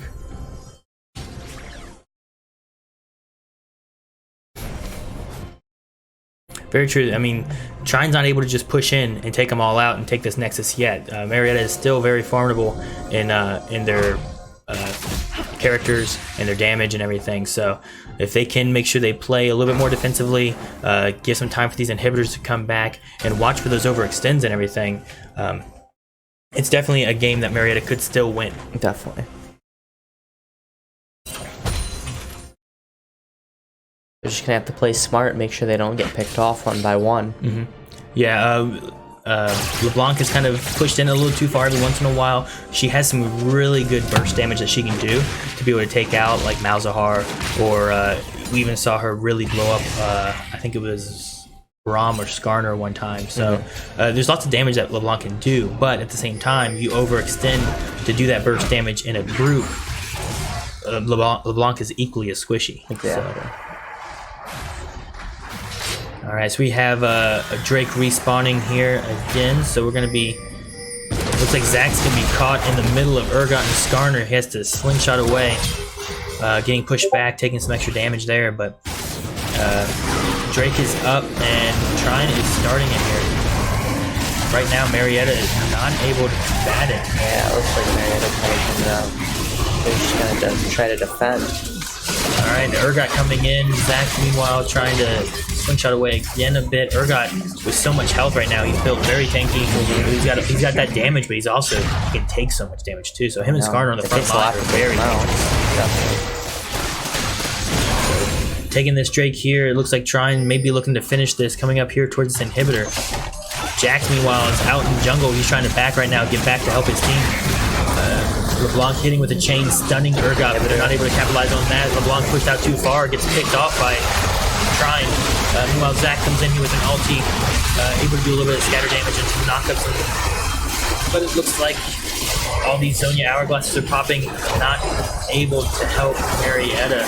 Urgot able to throw out so much damage onto everybody. Caitlyn's able to just stay in the back lane. And then it looks like Jinx, everyone is. Looks like that's it. There, yep. That final push there, they weren't able to hold together enough to be able to pick off one person. There were some stuns that occurred, but most of the time the stuns that they were able to hit was on the front liners like Urgot and Skarner. So it was a little too much health there to be able to have to push through. Right. And it left a lot of their carries with Malzahar and especially Caitlyn, who did a really good job. The bot lane that they had for Trine has a really good synergy. That Caitlyn was really strong, came out 7-2, while the Urgot was also 8-3. So even though Urgot had that extra health, he also had a lot of damage he was dealing out. So they both were able to do so much damage to Marietta that they just weren't able to come back from that. Yeah, they did such that good one builds, team badge. they couldn't really do anything about it. So, but guys, that looks like it's gonna be our last game of the series coming out here. 2-1 victory for Trine. So we'll be having more Trine matches Monday for Rocket League at 6 p.m. Eastern Time and Wednesday at 8 p.m. for Overwatch. So make sure you guys tune back in for that to see how Trine and Marietta fare in those two games. And then we'll have our Muskingum matches coming out next Saturday at 9 a.m. starting with Rocket League. So lots more games coming here in the Great Lakes Esports Conference. We'll be seeing if there's any. I know last week we did some interviews with some of the players. I don't know if we're gonna do anything like that again or anything, but there's one. Okay. So let's see here if we can get our camera.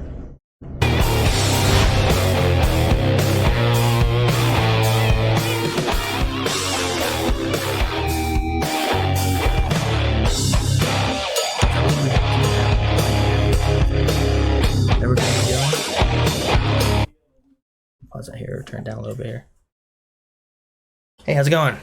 Here, you want to have a seat? Alrighty. All right, I do believe we have Brimstone. Yep, Is that right? that's me. All right, so we do have Brimstone here. Brimstone, which role do you play on the on your team here? I'm the bottom lane, attack damage carry usually, though sometimes it can be magic damage. But... All right, here, I'll pull this a little bit closer to you too, so that makes sure they can Yeah, sure. All right, so your matches there against Trine. I didn't feel like any single match was one-sided. Last weekend we saw you guys kind of, it felt like you guys were able to kind of steamroll and just snowball and continue to grow. Through these 3 matches, it felt like at any time both teams were fairly even, and it was just that one mistake that each team was looking for. How did you feel about the matches today? It was tense. Oh my god. So I was just doing my best, and as my role, it's my job to be very positioned carefully. So if I'm ever mispositioned, we lose so much of our damage that way. So overall, it was just really like pushing waves and making sure we had enough pressure, and then looking for like the one mistake, as you said. So Gotcha. Now, as you guys, after the first game, it looked like a lot of your band started to center around the bot lane. And what were your thoughts there as far as why you were banning or picking the champions that you guys chose? So we wanted to kind of force the support off of something that kind of like would affect the bottom lane as much. Their bottom lane was playing very passive all 3 matches. So we felt like any characters that couldn't really like help the Caitlyn during team fights would have been best. So it's like the Morgana ban and stuff like that. So there's no spell shield, so she can't like have free like CC avoidance and such and such. Yeah, so. the Tarek first game seemed to cause some trouble, so I saw those bans there. So It was trying to very prevent that helpful. ulti from him, I imagine, was a big thought you Yeah. guys had. It was just a stalling technique, really. So, and then it would allow their jungler and top lane just to pressure me while the rest of my team was on top of their back line. So, Gotcha. Now, I'm not sure if you're familiar with this one or not, but into the second game, it looked like Trine was kind of targeting more so a little bit of the mid lane, but also your jungler a good bit. Nox went for Zach. We haven't seen him play Zach yet this season, so was that an odd pick for him to choose, or is he kind of familiar with Zach a decent bit? Because your second game, you guys came out okay. yeah, it was definitely an odd pick. We didn't really discuss it too much beforehand, but we kind of just like looked at it and was just like, okay, he can actually engage a lot easier using his slingshots and such. So we kind of looked at it as, okay, if we just have all 3, like the bottom lane will just kind of stay the front with the Leona Jinx, and then the rest of them will just jump their backline, because their backline was like that's what they kept playing every game. It's just a fortress style. So like the allowed space for just the Caitlyn or their ADC to do whatever they want. So Okay. And then in that last game, is there anything that you wish you could have altered or changed, or was there like one turning point that you felt like you guys kind of started to lose control a bit? there was one part where we were fighting for a dragon near early game, and I think it was the Zach and me. We were trying to get rid of a vision ward just so they wouldn't have as much vision, and he got trapped, shot, and like was low health. And we had a team fight right after that. He had to reset, so we were down 1 person. So that was probably the biggest turning point of the game, I would say, because we'd lost that fight. We couldn't contest dragons. So Gotcha. All right. Well, I mean, the series was really good. It was an exciting one. I was told that Trine has probably one of the better League of Legends teams in your league, so it's possible we may see this matchup again in the future, kind of going into the champion rounds and stuff like that of I hope so. the end of the league. I want to So fight him. I'm hoping that we get a little rematch. So Definitely. Brimstone, thank you so much for joining in with us, and we look forward to seeing more from you guys throughout the season. Sure. All right. Thanks, guys. All right, thank you. Definitely. Thank you. Alrighty, well, Dylan, I think that might be it for League of Legends for today. Don't forget, guys, like I said, there will be more Rocket League and Overwatch. Also, Dylan, there's going to be some Rainbow Six Siege coming soon, right? Definitely. Have some good matches. I promise you that. Some good matches for Rainbow Six Siege. Make sure you guys tune in Monday and Wednesday. We'll be finishing off the Rocket League and Overwatch matches, 6 p.m. Monday and 8 p.m. Wednesday, as well as next weekend on Saturday, 9 a.m. We'll be starting Rocket League against Muskingum. Huh? Was it muted? Hold on. No, wait, no, never mind. I'm sorry. I thought you were muted. My bad. We're all good. So thank you guys so much for that. Make sure you guys tune in next weekend and follow. You can follow here. Make sure you guys follow over at Twitter and Facebook so you guys keep up on all the updates and changes in schedules as they come. So